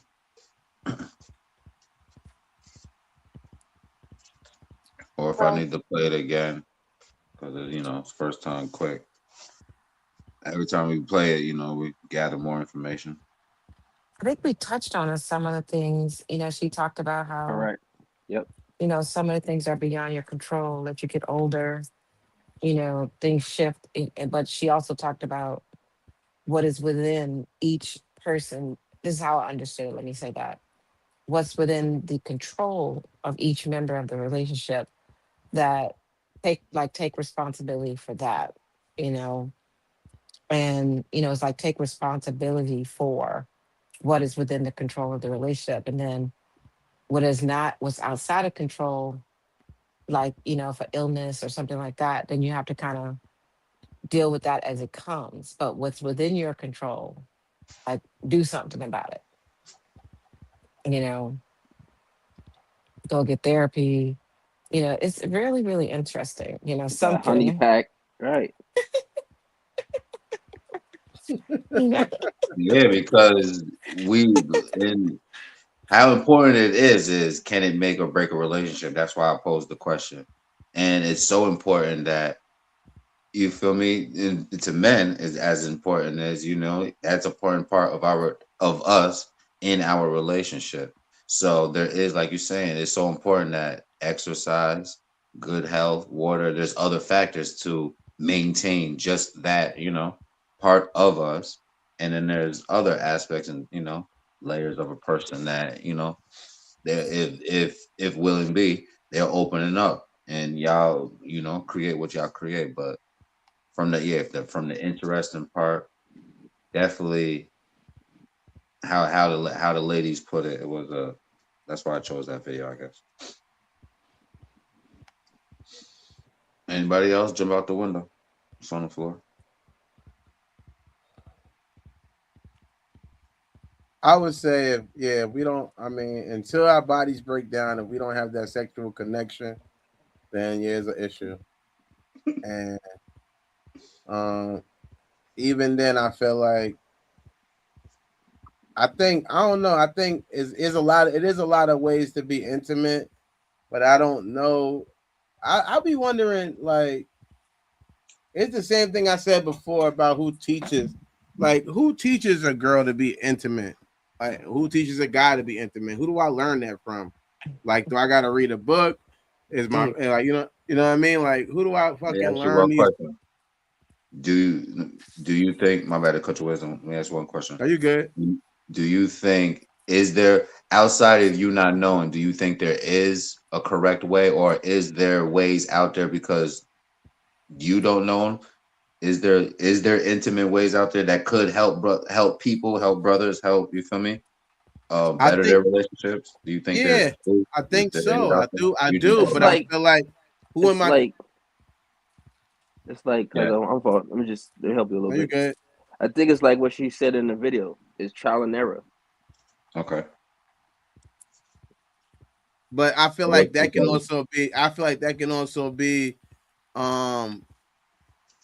It can be like devastating to wrong person's ego. Trial and error. If I go to rub your feet and you don't respond in a way that it may, all right, damn. Should I try to rub her shoulders next? Ah, yes. man, nah. No, I know what you're saying, but I'm giving an example of how that can be it can almost feel bad. It can make a person not want to do that. I get what you're saying. And I'm not, and I did one back to back, but it could be, I could try multiple things. I could have tried hugging. I could have tried rubbing your feet. I could have tried rubbing your back.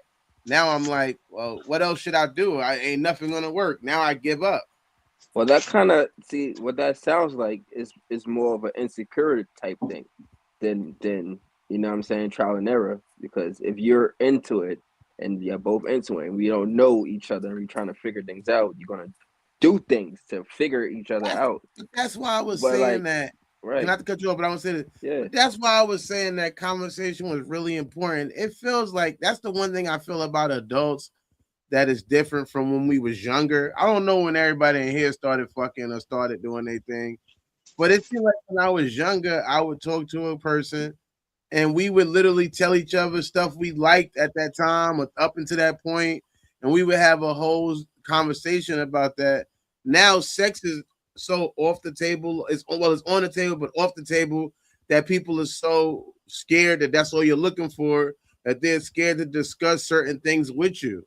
But it seemed like when I was in a younger age of dating, and me and a girl would be talking, and we knew we was going to fuck, even if we had fucked it, it was like, yeah, she was telling me, oh, I want to dumb in my butt. She was going, I mean, I shouldn't have said that on YouTube, but you know, she's going to say it. She's just going to say what she want and what she don't want, and then it's less about trying to figure this shit out like a puzzle. I feel like one thing I could disagree with when it comes to people, even myself included, even as an older man, when you meet somebody, you kind of just want them to already be trained. You don't want to do the training. And how can I be trained in you unless you're willing to give me some help? You want me to know, like, all right, Venus kissing on the neck is good, but that's not for all women. Every woman doesn't like being kissed on the neck. So that's something for her. And But women, if we know, But if we know, if we know kissing is one of them things, and you haven't been taught that, grew up on that, you never knew about foreplay and all of these other avenues that you could get to before you have a physical release. The things that I wanted to point out, because like I said, we weren't grew up on this, so we don't know. We're learning as we go, but from what we from the information that we acquired or gathered, this is what we can say. So that's what I was trying to get you to say. Yeah, you don't know. What have you found out? What have you found out with your partner that does work? So audience or somebody that is watching type shit. Let me to be real with you, cuzzo. I'm gonna put my business out there. Like you said, they don't. You like we was younger. You asked. I still ask those questions. That's how I know. And to be honest with you, a lot of females like when you ask those questions. So I don't know. I don't really know like the females. That you deal with or anything like that. But a lot of females like when you inquire about them. So I set up. You know what I'm saying? I be playing 21. Peek their mind, see where their headspace You know what I'm is saying? Exactly. So I already know. So that's probably why I know at 3 o'clock in the morning, Shorty's fake sleeping. You know what I'm saying? Because I already did the math. You already, you know what I mean? I did my homework. You did the calculations already. I already did the, you know what I'm saying? I already asked the questions. You know what I mean? I asked little freaky questions. I go in. I don't just ask, hey, what kind of restaurant you like? Yeah, that's part of it. You know what I'm saying? But I also get down and dirty because a lot of females, believe it or not, they like those questions. You just got to be bold enough and have the confidence enough to say it, ask. What you know what I'm saying? And what I learned too is like the only thing you could do is say no. That's all that they're gonna say. Like, you know what I mean? If you don't like to get told no or rejection, then you probably gonna have a problem with those type of questions or even trying to think of and going there in that space. But like, nah, you just gotta ask. Nah, respectfully, I agree. Communication. That's one of the things. Just be personally. V, Sonny, you agree? Is communication one of them things that could bridge that go off of what Dirt was talking about? I think it helps because in my experience, and sometimes men will approach you and be intimate to you based on the experience they've had with their previous relationship. Right. And so you have to let them know I'm not that woman in so many words. And this is what I enjoy. This is what pleases me. This is what makes me feel good. And you don't even have to be verbatim. You can just ask like yes or no questions. Do you like this? Yes or no. Do you like when I do this? Do you like when I do this? And she can say yes, I do, and or no, I don't. And just keep asking 21 times. Like he said, do you like this? Do you like this? Do you like when I do this? And so you just keep it simple, keep it fun, keep it playful. Start listening. And it's a dilemma because I think there's too many things. It was simple, before.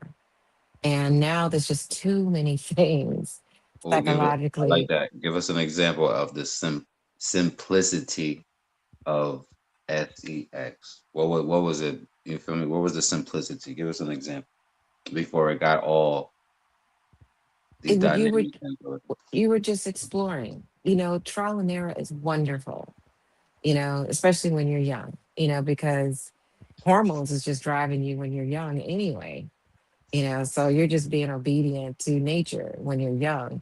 But as you get more mature and you get more experience, you realize that you want something a little deeper and something less driven by just plain physical attraction. And so the simplicity wasn't in, it was just in the exploring and having fun with it. Now because so much of what it means to have a relationship centers around sex alone.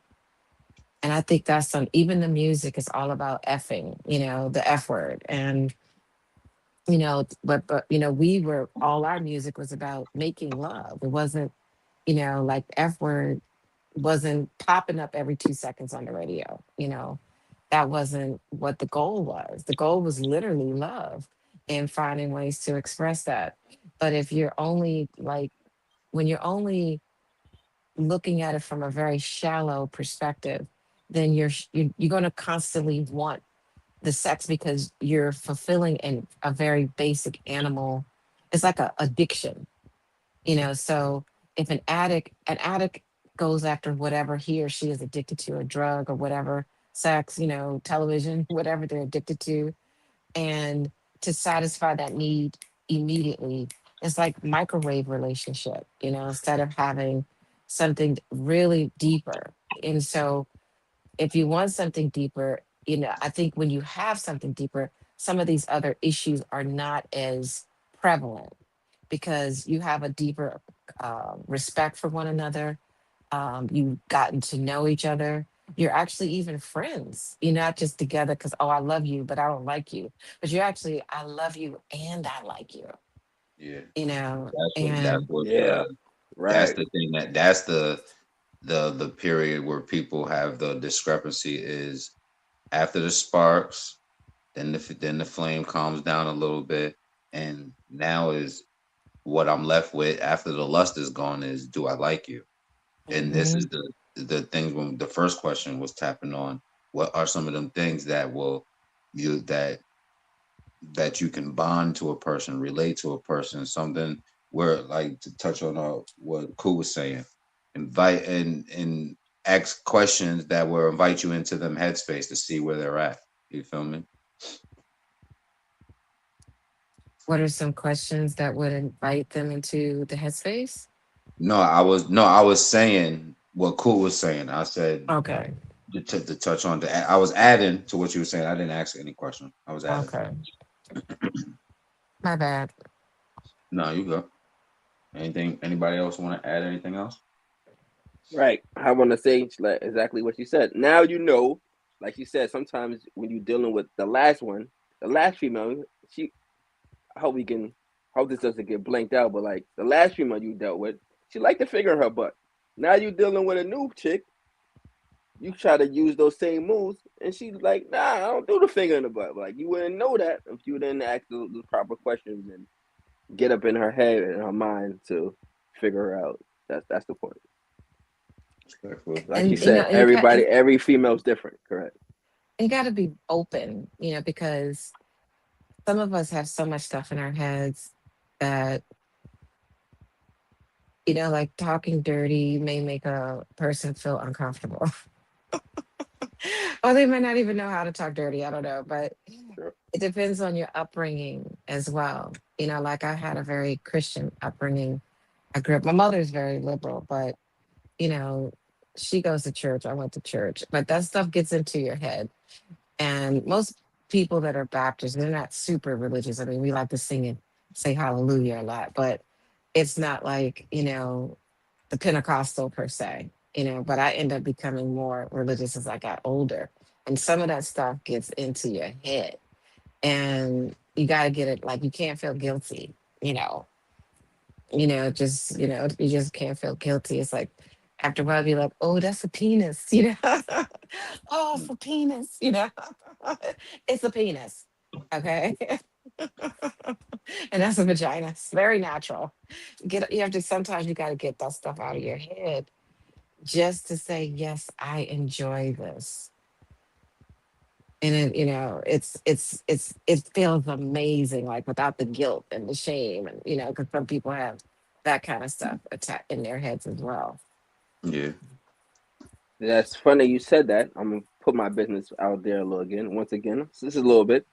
I My whole life I never ran into a female that said talk to me dirty, and now I ran into a female that said talk to me dirty. But now I'm like, how do you do that? I never did that before. Like, you know Exactly. what I'm saying? I'm just keeping the buck. Like in what context do you go? Like, other than you seen it on TV, Your those type dishes. of those. You know what I'm saying? And that man, that's like, what? Do I go vulgar with it? Do I go light vulgar? Is it like, you know what I'm saying? So it's right. Good question, ladies.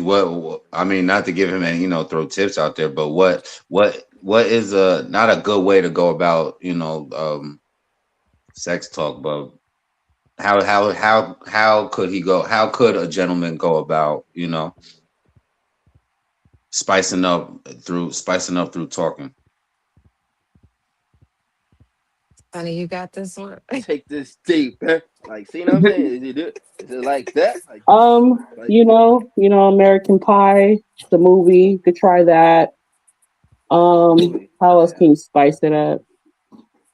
Yeah, Oh yeah, or call. I watch would some say call video. one Mm. of them. Don't they got the phone sex chats, right? Oh Phone yeah, number, right there. Chat. the Yes, operator. Call the yes, operators and then steal from them. yes. You guys have options. I know you guys like to watch together, bodies moving together. So on your by yourselves or with your others, watch and type in that type of stuff. Maybe type in authoritative talking or make her wet with your mouth, stuff like that, and see what you get. And Domination. mimic. Yeah, you don't have to be dominatrix, but yeah, there's different ways. And start small. Small is always better. You can increase later. Just remember that in all Oh motions. my gosh. Okay, that's all. I learned. Respectfully, thank you, son. I actually B. had a former lover, and he talked too damn much. I was like, would you please shut up? Like, shut up. You like this And dick? Take it. Right, yeah, right. Yeah. Nigga who's reading books in your ear, huh? Yeah. I mean, he talked non-stop. It was, Mhm. and it was awful. It just interrupted everything. I was like, just be quiet for 30 seconds, a minute. Shh. Good thing he wasn't no impersonator. He'd be doing other people's voice. I had a dream that I would get this Gucci. He would do I it. mean, because Everybody's he voice. would be all in your ear, and no, it was not. It has to be a match. It has to be a match. It has to be a match. If you like to talk dirty, then she has to like you talking dirty and vice versa. Respectfully. I appreciate you, cool, for sharing that. Ladies, I respect your We thoughts. all family here, right? I did have a question. Um, you mentioned V mentioned through exploration, and us gentlemen, like you saying, we weren't taught intimacy. So these things that we learn along the way. However, are your brothers are familiar with Kama Sutra? Ever heard of it? I never met her. Copy. She live in India. Wow. Okay. Yeah. Yeah. Well, if things that we say we weren't taught it, and there's things out there like Kama Sutra, and V says we're learning through exploration, then are we still not? If everybody's exploring, is there a way out there? Is there, you feel me, a way of the correct way if everybody's exploring? Because the previous generation explored and gave birth to, love babies. And then as if they learn, and if we learn from them, and we haven't, which generation, I would say, has, you feel me, made it to a point to where this They is got it the right. model to follow. This is the model to follow. Um, I'll go if Yeah, I if get your nobody question. if nobody nobody wants to go, I'll go. What the benefit I think we have of living in this particular time is that we have some knowledge of our grandparents and great grandparents. Many of them, even in the Black community, even though they say we mostly headed by a single mother now, but we weren't like that in 100 years ago, not even 50 years ago. And we were mostly headed by two parent households.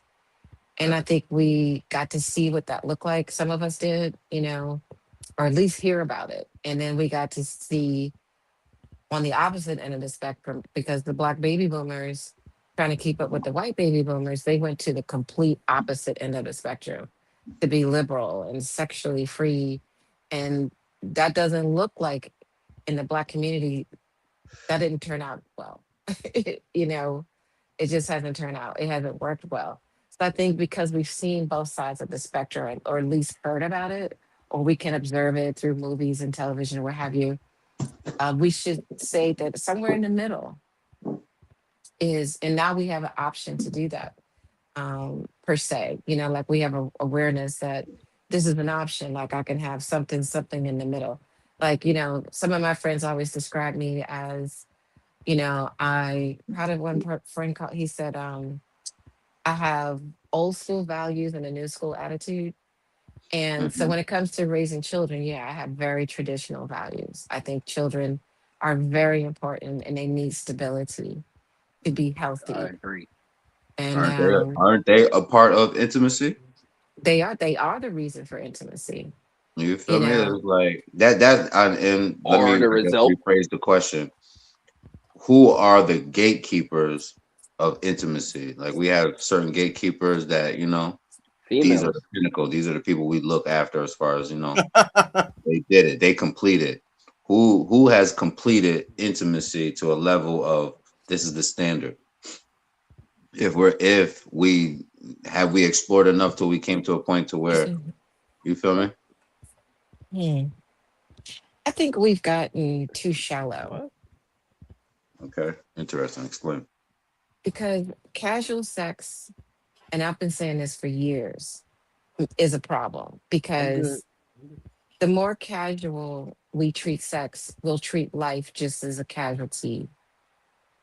And the more trivial we reduce sex just to a physical act, then it's easier to throw life away because you're not consciously creating life. I mean, look at some of the things I've heard that women have done to their babies is shocking. and it comes from casual sex. I didn't want to have a baby. I just wanted to have a one night stand. Now I'm pregnant. So it's responsibility can trump all of that. If you're a person who wants to run around and have one night stands, then you need to be a responsible person who's running around having one night stands and protect yourself and get birth control, whatever. And if you want to be anything, a nun, still need to be responsible. If you want to be a housewife, you still need to be responsible. And I think that because casual sex is treated so trivial and tritely, we treat life and children the same way. Children get lost in the lust of their parents. And that's a very unfortunate dilemma. Every day on the news you're seeing about somebody killed a child because the child was unwanted. And so that's why, if we were young, we go out and explore, okay, fine. But you gotta be aware. You have to be aware. And that institutes being responsible. Respectfully. So yeah, there's a lot of factors before and after. Wait a minute, you're a little muffled. You're muffled, brother. Can you hear me now? Can you hear me now? Yeah, we can hear you now. Clear. All right. Last thoughts? Everybody landed? I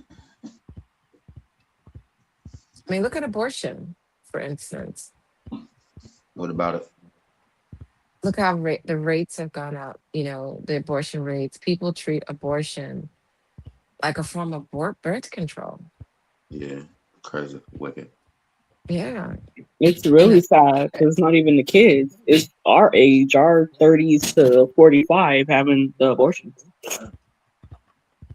And better at that point, but no judgment. Well, there can always be a mistake or something. Yeah. I'd rather somebody not have something they don't want than have something they don't want, and then the pain that it causes the world to have that happen. When you have a kid you don't want, you're not loving that kid adequately because you don't want it. Every time you go to the car stop don't mean you want to buy a car. You might just want to do a test drive. Now you gotta every time you get in the car, you gotta fucking take it with you and have it living with you for the rest of your life. It's not adequate. I don't think I know my dad said he had told my mother to have an abortion, and I guess I'm grateful that she didn't have it, but he was never an adequate dad. And I'm not making an excuse for him, but I'm not shocked because of that. He did have a son that he did want, who he was an adequate dad to. So to me, that's actually living proof of what people do when they want the kid and when they don't want the kid. I'm not gonna say nobody ever steps up who didn't want the kid, but I feel like it has to be. If it was up to me, nobody would be able to have a baby until they was married. You wouldn't be able to have a kid out of wedlock, because to me, if you're not already married, then you already not committed to this person long enough to make it to where I can raise a kid for 18 years. And it can lead to fucking single parent households and all of that. You shouldn't just be fucking somebody and get pregnant by them and feel like, oh, now we got to deal with each other for the rest of our lives. That's awkward as fuck. Yeah, it's not fair to the child. The awkward thing is, you said you said they can't be married unless, or you can't have a child unless they're married. Then some people shouldn't even be having, you feel me, intimacy, because this is a direct, what's the name of that direct effect of that. We got other stuff that we can handle. We can get that over with. So it's like, yeah, everybody doesn't get pregnant every time they have intimacy, but if you do have intimacy and you do get pregnant, that's when, and you're not married, that would be something I would have in place. No, you shouldn't have a kid with somebody you're not married to. Oh, that's what I wanted to say. All right, boom. Don't have you. All right, y'all married. Y'all have the kid. Now y'all don't want to stay together. Now what do y'all do? The best part is that because y'all was married, we already know who the baby dad is, and we know who we can put child support on, and we know we got everything in place. Now you got people who don't even know who the fuck can put on child support. They don't know who to bring to the place because they're too busy. They don't even know who to charge. They got to find the person. Now is everybody's on mad people on welfare. And you know, when you go get on welfare, they ask you who is the dad because welfare file the child support paperwork for you and all of that. You find out who the dad is, but then you can't even tell them who it was because you just is out here just doing your thing or whatever, living like Sexy Red or whatever. You are not the father. Gotta Go go on, to Maury Povey. yeah. And now Maury fake shut down. I don't even see Maury anymore. Like no YouTube or nothing. I don't know if he's still doing his thing or not. Nah, he don't do it no more. He retired. You might be just stuck with the baby now. He was talking. Nah, he was talking with. He got that podcast with his wife, I think. Oh, Chadi Kung? Yeah. Yo, Maury is. Did we ever go there together, Coop? I know I went there a bunch of times. He didn't curse her out, but he had checked her on the show. Like, hold up, if she was looking at the nigga like, are you for real? Are you dead ass? He's like, he checked her. I forgot what the episode was about, but he checked Kylie. Maury was mad cool. I've been to the Maury show mad times when it was in Manhattan, and he was always mad cool. He would come out and take pictures with us, and he's a good guy. Yeah, because y'all making him a lot of money. Huh? I said he was making a lot of money. Yeah, he'd come take pictures with us, and every time you go to the show, it was a good thing you got free pizza. So you do 2 shows, and you get free pizza in between the shows. I actually did a reenactment for Amari Povey. That's before he started doing the baby stuff, the DNA test. I actually did a reenactment for a story in his show. Yeah, that's funny. Did you meet him?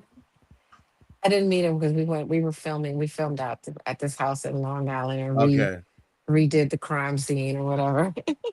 But I didn't meet him, no. Respectfully.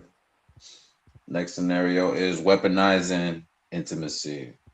During seasons of frequent arguments, one partner withholding physical affection as a form of punishment or leverage until the other partner apologizes or changes their behavior. Question to my gentleman is, how should a man respond when he feels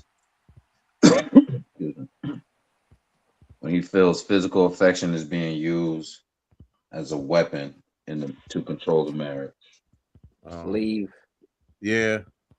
It's not really, in a sense, like, nah. Once that occurs, leave the marriage. How long? Let's give a reasonable age. A reasonable time y'all been married. I don't care. Just throw a number out there. Oh, it don't matter. No number. No, it doesn't matter. 10 years, 1 year, doesn't matter. First year to the damn 10th. It doesn't matter. Doesn't matter. Leave. And you know why? And I'm gonna let you know why. Because this won't be the last time. This won't be the last time. It's gonna be a continuous thing. It's gonna always be a thing. Absolutely. This is gonna once you that's somebody using sex or something like that. That's somebody trying to attempt to take control. And if you let them win in that situation, then they're gonna take control of everything else. They're gonna just keep putting that on the thing. It's and like you watch they say that it worked the first time, or now you complied, or you know what I'm saying, you gave in, or not even given, or whatever. Like I said, you complied to the first time. Now when the next issue comes about, and they're gonna go to that same method. Yeah, every time. I know what to do now. I know what to do to get the answer I want. I know what answer I want, and I know what to do to get that answer. And don't give them no pussy. This never happened to me, but I know a lot of people that happened to, and plus I was married. I'm divorced, so yeah. Trust me, So yeah, put my business out there. I be all family, just keeping it real, keeping it. Yeah, but so if you let that happen, if you let the sex become a weapon, then you already lost the war. If you allow that to happen, because again, fellas, this is something that I learned later on. Just leave. You know, sometimes you feel like you're stuck, or you feel like you have to be there. Leave. I agree. You don't negotiate with terrorists. Well, there was the situation on I hate to bring it up, Sex in the City, but one of the characters, she had not had sex with her husband. I want to say it was 6 months on, as far as the storyline. He ends up having an affair, and then And now he's the he bad guy. that pissed me that pissed me off so bad. And they never fixed that. You know, he still remained the villain throughout that entire storyline. Like he was incessantly apologizing, and she never once apologized for not meeting. See, told you. I didn't even see it. Now he's the bad guy. Told you. Sorry, I didn't mean to cut you off. I just knew that was gonna be the outcome. I just thought it was horrible, But I have to admit, I was one of those women that did not know and or understand a man's needs for a long time, and so when a man cheats, he's always a villain, and it goes back to, I guess, the earlier part of our conversation, the duty of a wife. And that's such a touchy subject. It's such a touchy subject, but I think it's touchy because women don't know the needs of men. They don't know. We have not been educated, just like you saying, how does a young man get educated on how to be a better lover? How does a woman get educated on how to be a better, support to her man? It goes both ways. And I think we don't have the village anymore. We don't have the village. We have nobody I to was turn gonna to. say, I was gonna say, touch on it a little bit, but there it is, right there. You just touched on it, the village, because Dirt said, they got going around, don't know the baby father, so all type of people, trying Then to get the DNA paperwork type shit. But you said back in the village. What, village, what do you what do you mean by village? go ahead. What do you mean by village? I'm trying to before I answer. I just want to know what do you mean by village? No, I'm Vita expand. Oh, you want me a village means like originally Homegirls, you because no, sometimes no, it's okay, it's family, it's community. And okay. so So right, it's like, that's what I yeah, figured. So yeah. real quick, I just want to add that. So sometimes it be the homegirls that be telling her to do that shit. So that's why I want to expound on that too. Don't, I mean, you're not getting the accurate information, and where people are being fair. You're getting people where they take their side and tell rooting like you go girl. You're You do, talking about yeah. later in life, but she's talking about earlier, I think. Okay, all right. So I missed that. That's why I wanted to be clear and ask what do you mean by village? Because it So takes a remember you before I say you get it. remember the saying, it takes a village to raise a kid. That's what she's talking about, somebody being raised and Correct. possibly learning I agree. I how. agree then. True. All right, I take I would continue. I'm sorry. My bad. Respectfully, you go. Because My there are bad, some Vic. and there are in some tribes, indigenous tribes, where they actually, even in Africa, where they teach the girls how to, and the boys respectively, they actually teach them. It's called, just like they have Kama Sutra and the Tao, and in the Asian, some of the Asian traditions in Africa, they have something called Kunyasa, and it's all about, how to make a woman be a waterfall, and like you learn, and actually the young men go through how to learn how to do that, and right, and the other way around, the more the woman is, I'm telling you, the more the woman is pleased, the more it's going to be pleasing for a man. And so, Why woman? here you have a village that's actually teaching their young people how to make love to each other. I will say So I this. think I think we made it. I think we made like the idea of teaching a kid too creepy. So it's like you gotta wait till somebody's an adult, and then I think that when by the time somebody's an adult, it becomes sex becomes more private. Like as I was younger, if I'm keeping it 6-0, when I was younger, I was more likely to tell my friends about a sexual experience. I did kiss and tell. You know what I'm saying? Yeah, that's what I did. Then you get older, and it's like, I'm not telling them what I'm doing with my main girl. You know, I'm not telling them how I'm not asking Megan. I don't think he eat pussy, but I don't know if Coot does, but yeah, I'm not asking Coot like, yo, what's the trick on how to eat it? How should I open, like, where should I put my tongue at? What's the way to lick? What's the way you doing it? We're not giving each other tips like that as a grown up. You can ask me every time, man. What you talking about? Fact. I was about to say that. I didn't want to interrupt. I was like, what are you talking about? You need any tips? Got you, man. What you want? Let me get my book out. What are friends for? I'm saying I got a binder. I'm a binder. I know we have. It's all fun because that's how we just help through. It's help through humor. But either way, I'm saying, can you not relate with that idea of like you're not? That's fine. And that's not even to say that I haven't asked Coop for various advice, and that's not to say he hasn't asked me for various advice, but it hasn't really been on sexual acts. It hasn't been. You're right. It's been advice in other areas of dialogue and how we should talk with somebody or maybe not talk with somebody and things like that, or what's an approach that I should take towards this. But it hasn't been when you're hitting it from the back, should I spread the cheeks? No, nobody's saying that. Should I grab the hips or should I grab the hair? What do you think I should do? I don't think people are saying that to each other on a higher level, because also it can make you feel inadequate that my friend knows how to do it better than me. He know what he's doing. Now, if he tell me to pull her hair and then I go pull her hair, in my head, I'm thinking, damn, this nigga's a real king of this shit. I'm a court jester. I ain't know what to do. I'm doing it better now that I listen to him. So I think it's like I said before, as a kid, nobody wants to tell you shit really. And that's when you're the most susceptible or ready to hear shit. I remember the first time I ever ate Chinese food, because I don't want to get the YouTube in trouble, right? You know what I mean when I say I ate Chinese food, right? Yeah, we all know. Okay, yes. Starfish. Meow mix. Yeah, I ate some they say Chinese carpet muncher. You know they say Chinese food is made of cat. That's why I say when you ate Chinese food. So somebody told me, the guy who was older than me, I didn't want to do it, but the girl I was messing with, she had an older boyfriend.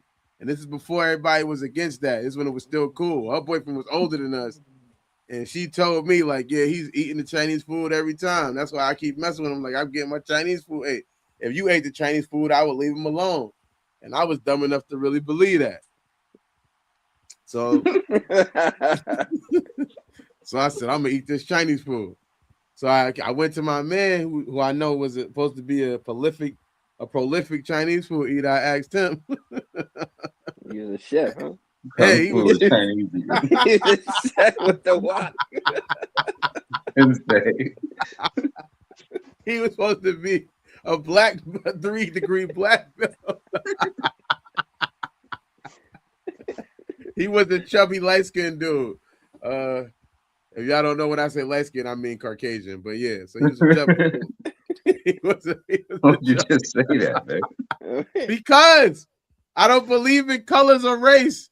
It's only one race, the human race, one group of people, one people. Everybody's one people. That separation shit it's created to keep us unfocused on the real enemy, which is probably classism and not racism. But yeah, I thought I was gonna be hip now. This guy who's supposed to be this fucking 3rd-degree black belt, he told me to he said, yeah, when you eating, just nibble on it. Just nibble on the button. And I said, okay, all right, okay. So then I went in there, I started eating the Chinese food, and I ended up biting that poor lady on the button. I was going, did you bite her? Nigga munching for real.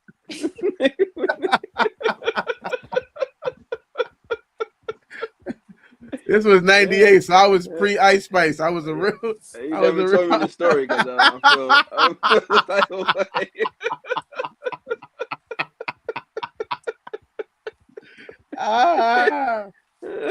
She ran out the room with no pants on. Oh my God! He bit me.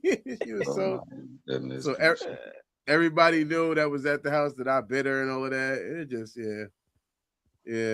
It was just monetization. And there was other people in the house too. Yeah. We was young. We wasn't over 18, so we was finding the room where we could make it happen at, Captain. Oh wow. I didn't have my own crib. I probably was 16, if not younger than that. Might be 15. I appreciate you sharing that, man. Trial and error, my boy. Trial and error. Got to see it through. Exploring. Taking a bite out of life. That's what you call tipping the little man in the boat over. Talk about rock the boat. Yeah, I been the boat. V is it reasonable to withhold physical intimacy with emotional safety? Hold up.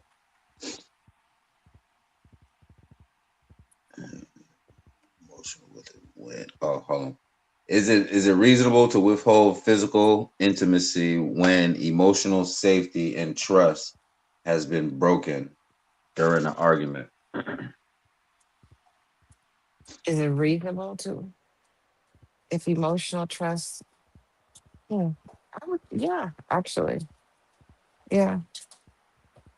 But that's not, you're right. To During me, an argument. All right. Yeah. During an argument y'all had, and now, a couple days or some time has passed, and your partner wants to get intimate. Is it, and what some hurtful things were said in that argument, and it's still on your mind now. Now, a time that he want to get intimate, is that a reasonable time to withhold because you mad at what was said? Yes, I think so. You think so? Explain why.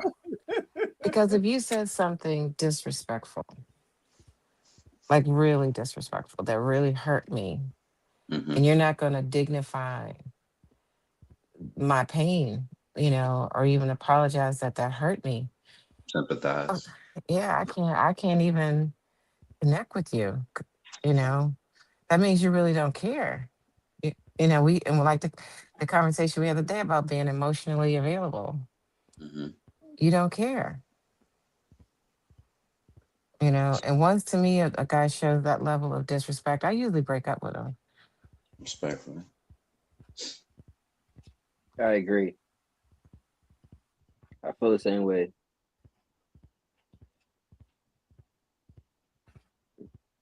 I feel like hold on, let me expand. That's good. I feel the same thing she said. You can't say some disrespectful shit and then expect us to go back, you know what I'm saying? Or be intimate like 2-3 days later. Yo, fuck away from me. I don't want to talk to you.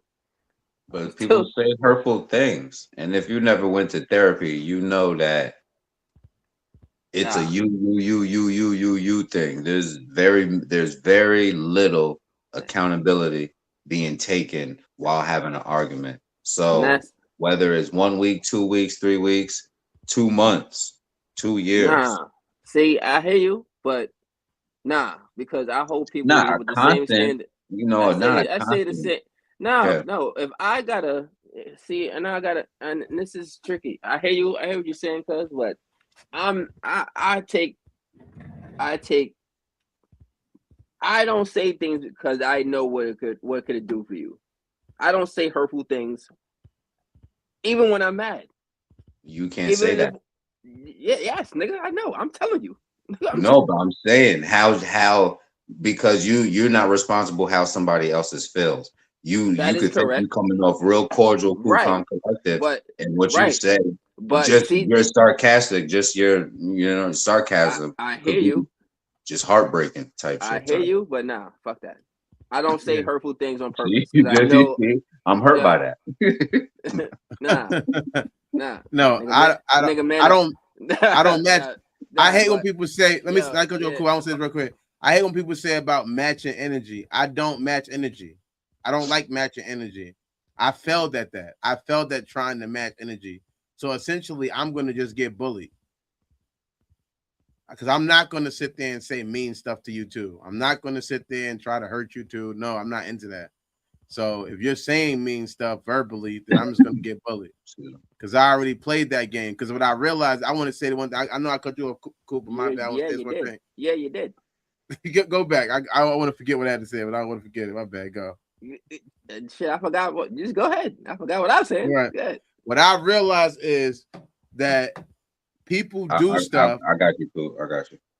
No, I realize people do stuff, right? They'll say something to you, and you'll say something to them.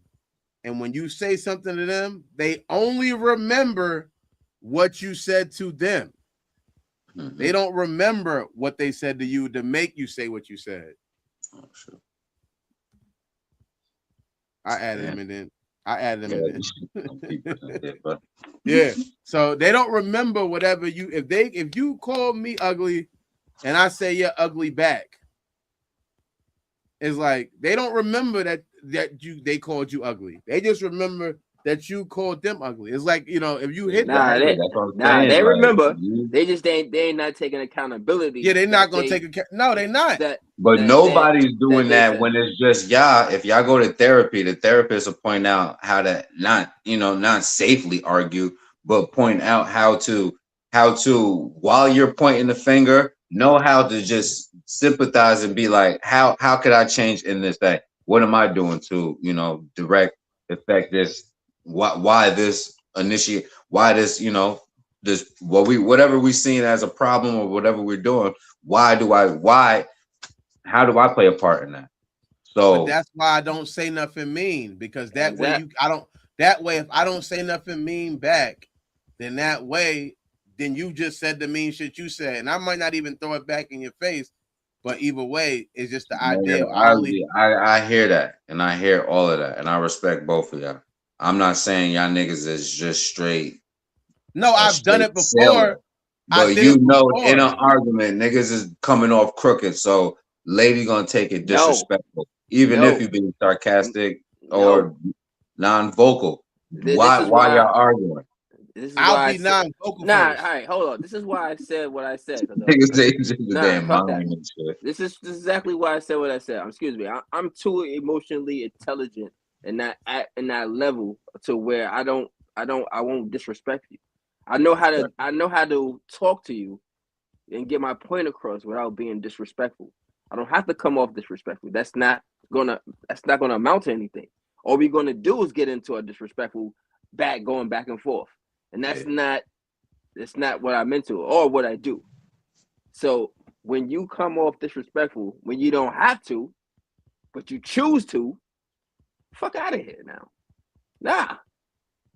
And I've been in situations like this. This is why I'm very adamant. I'm telling you what the fuck I'm saying. Because I literally took the high road 1,000,000 times.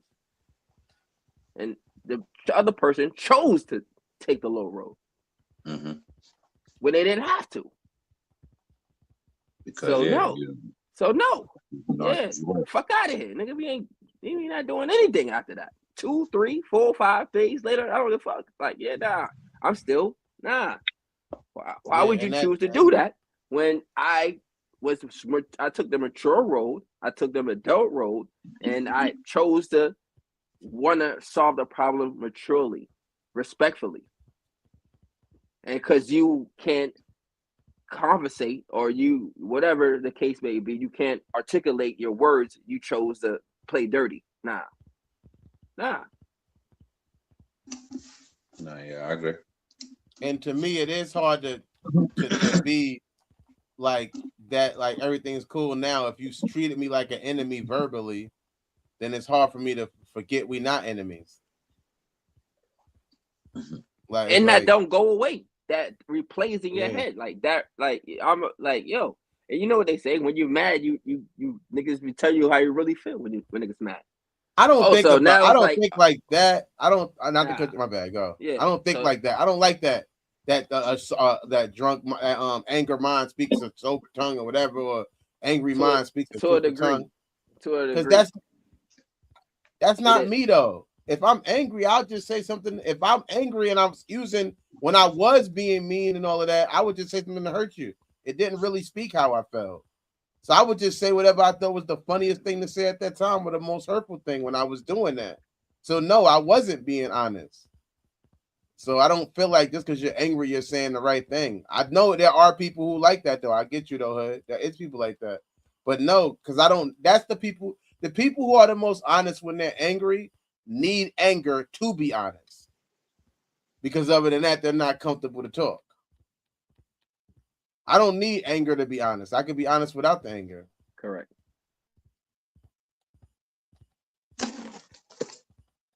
Touche. Respectful. But I think I think being angry is one thing because you're gonna get angry in a relationship. We're human beings. It's the disrespect. Correct. It's the disrespect. And to get back into good graces, both of us have to acknowledge where we were wrong. Only in honor of the other person, member of the relationship, humanity. If I disrespect your humanity and I just let that go and we get back in bed, especially from a woman's perspective in a relationship with a man, once you allow that to happen, he's gonna do it again and again and again. From a woman's side, we've been encouraged and taught, if you will, that you have to show a man or quote unquote teach a man how to treat you. And if you allow him to disrespect you, you're teaching him how to treat you. And I'm pretty sure it's the same on the other end of the spectrum as well. Correct. I was about to say that. That's why I said leave. Don't even. Mm-hmm. Yeah, just leave. And that's something I know now. I didn't know. Trial and error. That's a trial and error. Respectful.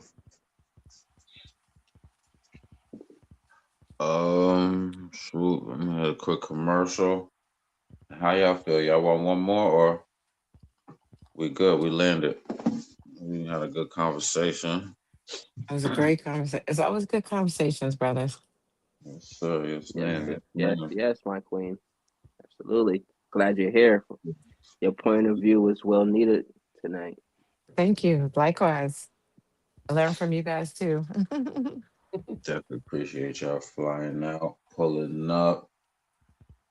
If you still viewing, man, you know what to do, man. Be respectful when you walk on the plane, man. Like that. Subscribe that, share that. How y'all feel? Y'all got one more in y'all or y'all good, man? How y'all feel?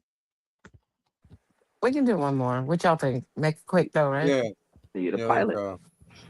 I'll let y'all know after these quick commercials. Who we got? Hardcover, paperback, and Kindle. Available now on Amazon. His secrets weren't just lies. They were debts, dangerous ones.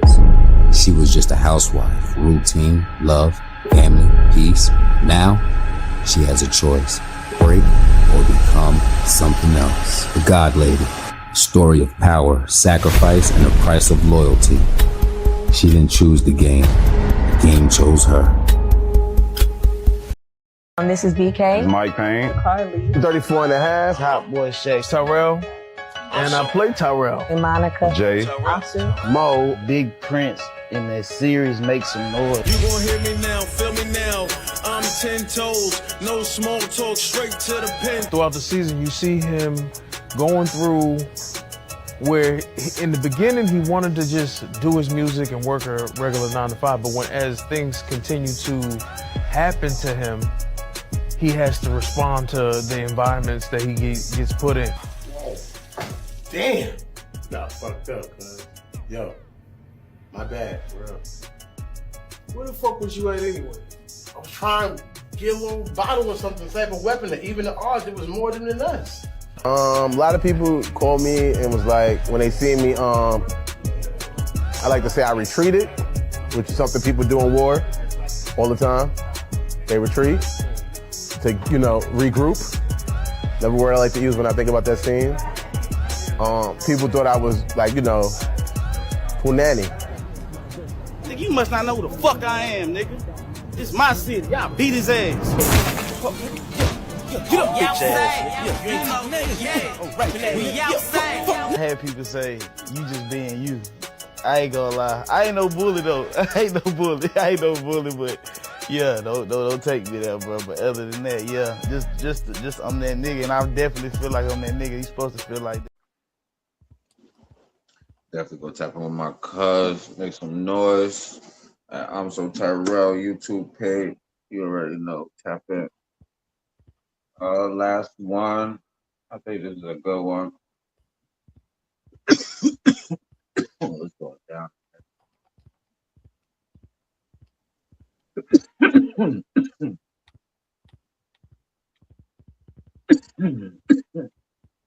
Are you okay?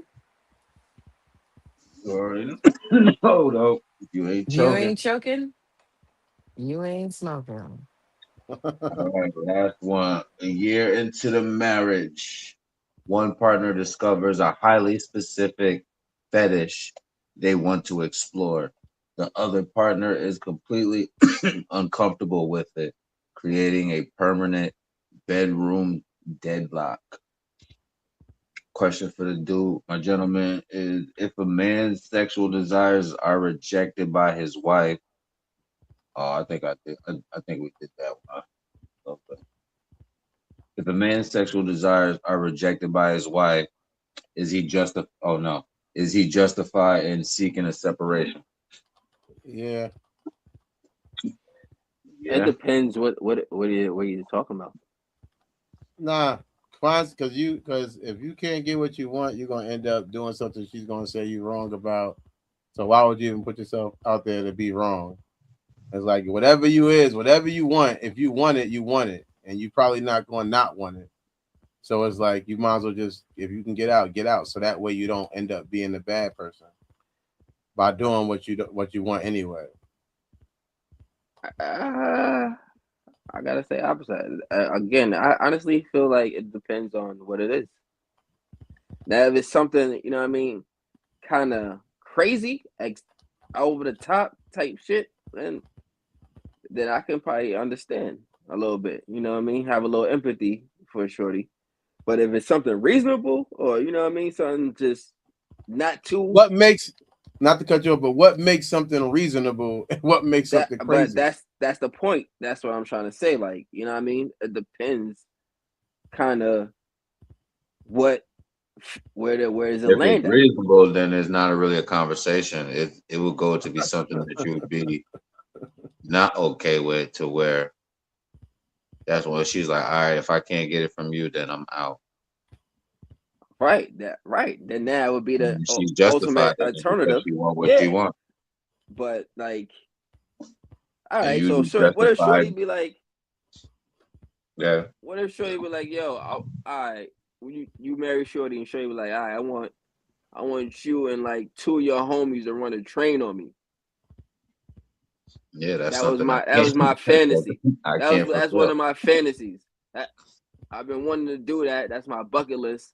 And I feel like that was our right opportunity because we're married type shit. Like, you know what I mean? That type of shit. Yeah, fuck out of here. Well, she don't have to worry about getting a divorce then, because I'm gonna get a divorce. Because to me, I feel like that's what I'm saying. Right? No, I'm saying to you that if any fantasy, not to cut you, but any fantasy that a person has, they're gonna want to live it out at some point. Well, so fetish, if you that's your fetish, I guess, that's like the people that's into the wet play. I remember Young Miami was getting gigged on because of her and Diddy situation, because he had allegedly R. Kelly though or whatever. But when you think of, so to me, like, nigga, if let's say she said that to you, or I want you to do that, you know what I'm saying? I want to get super soaker, and you say, nah, I'm not gonna do that. You gotta assume when you say no, somebody else is gonna, you know what I mean? Nah, I don't assume nothing. Well, no, I'm gonna be like, yo, nah, that's a no. And if you need to do that, or we gotta, you're gonna have to, nah. If you need that done, then we gotta split. Because I don't do that. Right. She gonna show. She might say to you, "Nah, we don't have to split," but that don't mean she's going to have resentment, anger, and she might get it done somewhere else. But if she starts showing that, that's the thing. No, we not. How's she gonna show you? She gonna come home wet? We agree. We grown. You could tell. Come home smelling like pee. Like you could yo, she started moving funny, moving differently, in a different manner. Not, you know what I'm saying? Not We like all grown Tito. here. If that's the case, yeah.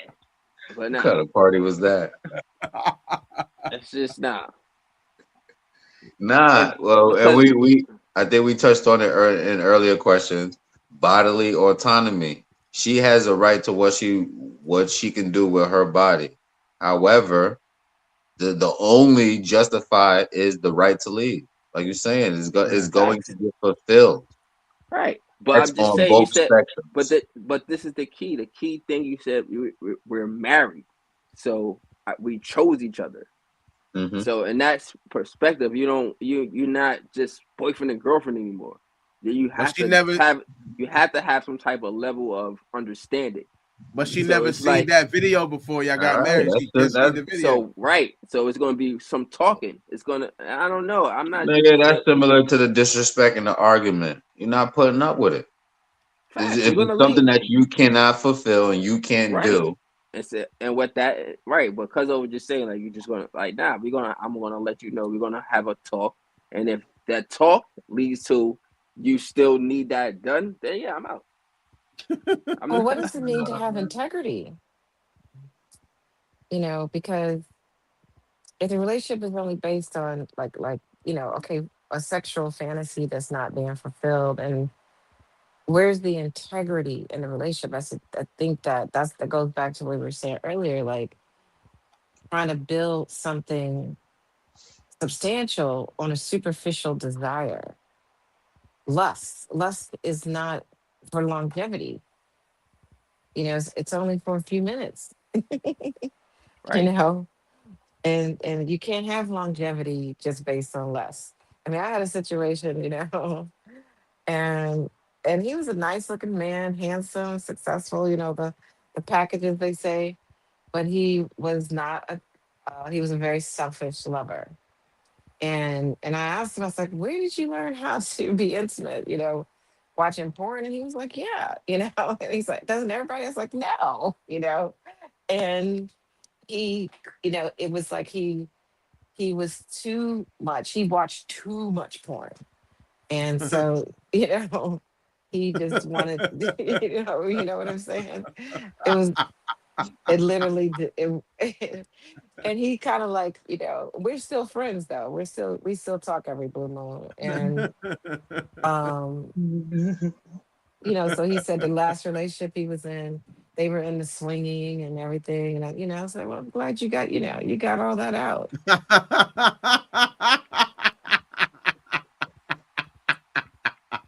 You got all of that out.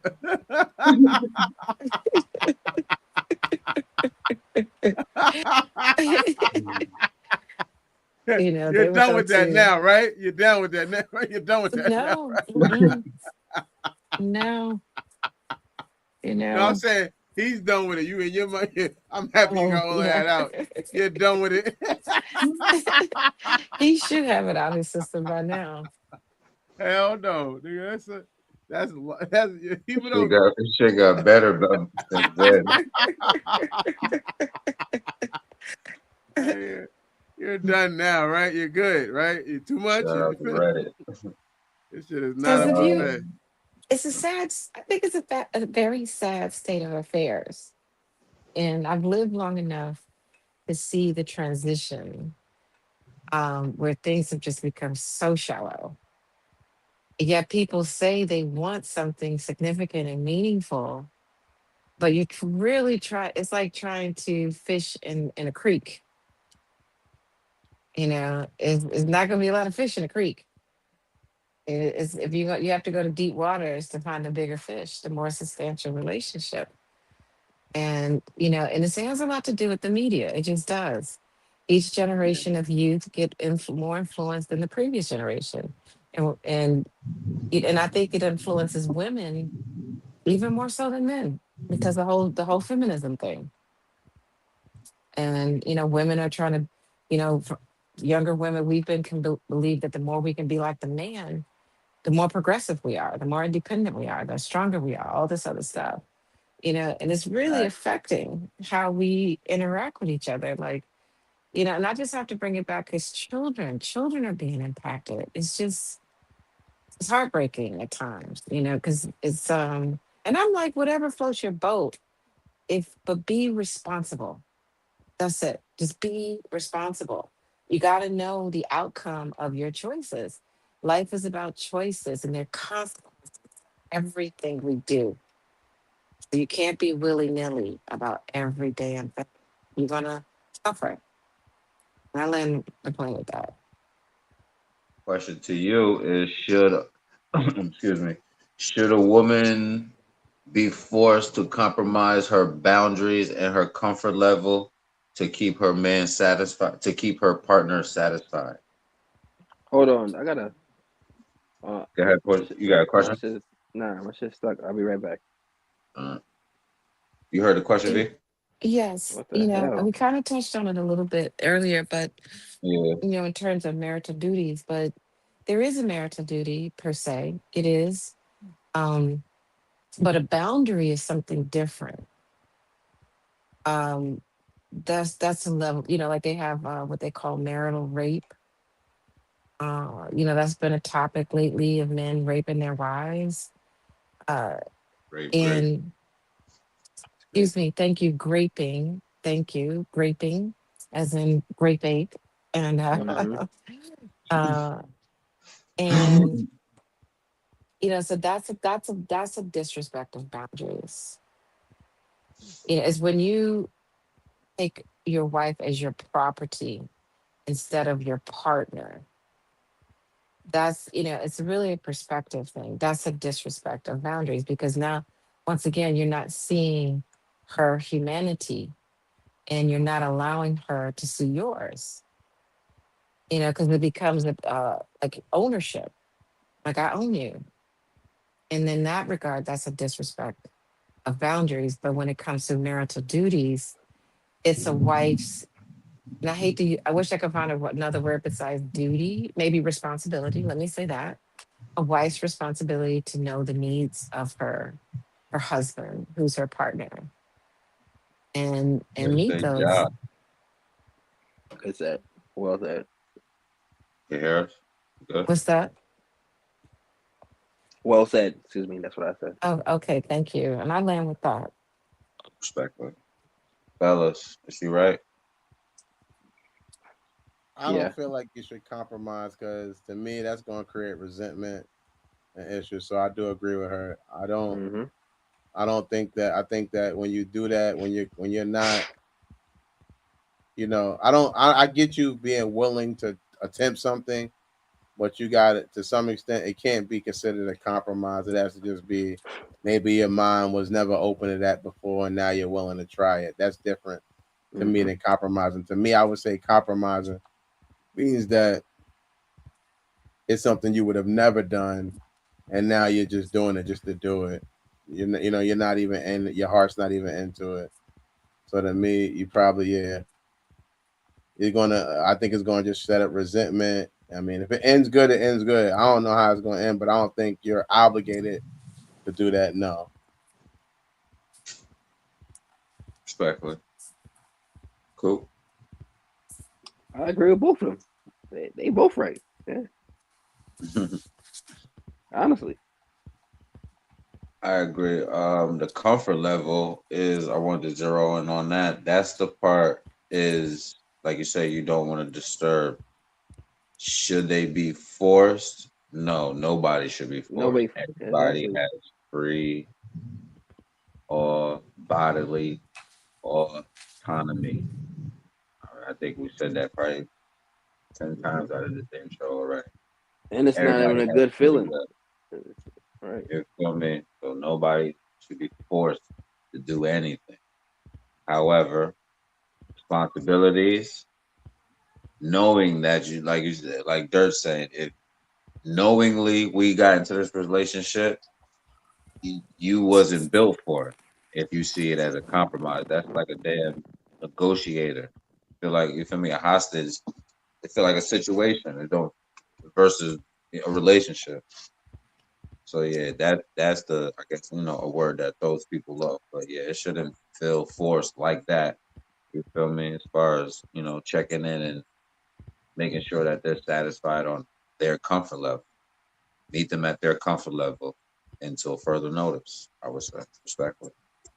Only time it should be forced is y'all role playing. So role playing, and that's her fetish. Oh, role playing. Role playing, yeah, role playing. And that's her fetish. You take it. Once you be the robber.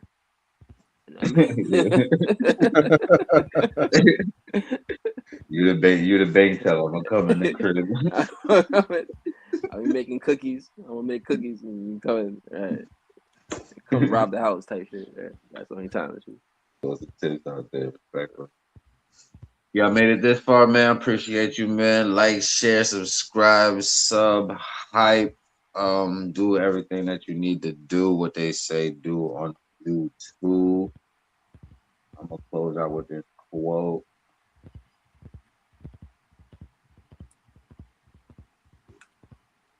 Panel, y'all was awesome tonight. Salute. Yeah. Always a pleasure. Thank you. Appreciate you. Always a good conversation. Excellent, excellent. But tonight's conversation wasn't really just about sex. It was about connection, communication, validation, insecurity, healing, pressure, silence, expectations, and sometimes power. Because the truth is, sex can absolutely make a relationship feel alive. It can bring people closer, create memories, comfort pain, rebuild confidence, and remind two people why they even chose each other in the first place. But if we can be honest, it can also expose everything that's already broken underneath the surface. Sometimes people aren't arguing about intimacy, they're arguing about feeling unseen. Some people aren't cheating for pleasure, they're chasing attention, escape, ego, or emotional security. Sometimes people say physically connected longer after the emotional relationship already expired. A lot of us were taught how to perform love, but not how to communicate love. The hard truth is no amount of passion can permanently cover up resentments, disrespect, inconsistencies, manipulation, or a lack of trust. Eventually, the lights come on, and eventually, real life shows up.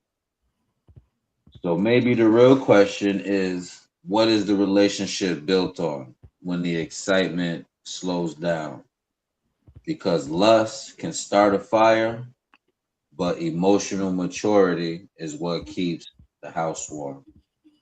So protect your peace, protect your communication, protect your emotional honesty, and whatever relationship you're flying through right now, whether it's turbulent, smooth skies, or an emergency landing, make sure you check your emotional baggage before blaming the other passengers. Until next episode, stay grounded, stay honest, and land your plane. Ladies and gentlemen, welcome to your destination. Please remain seated until you have properly processed. Keep your mind clear until next time.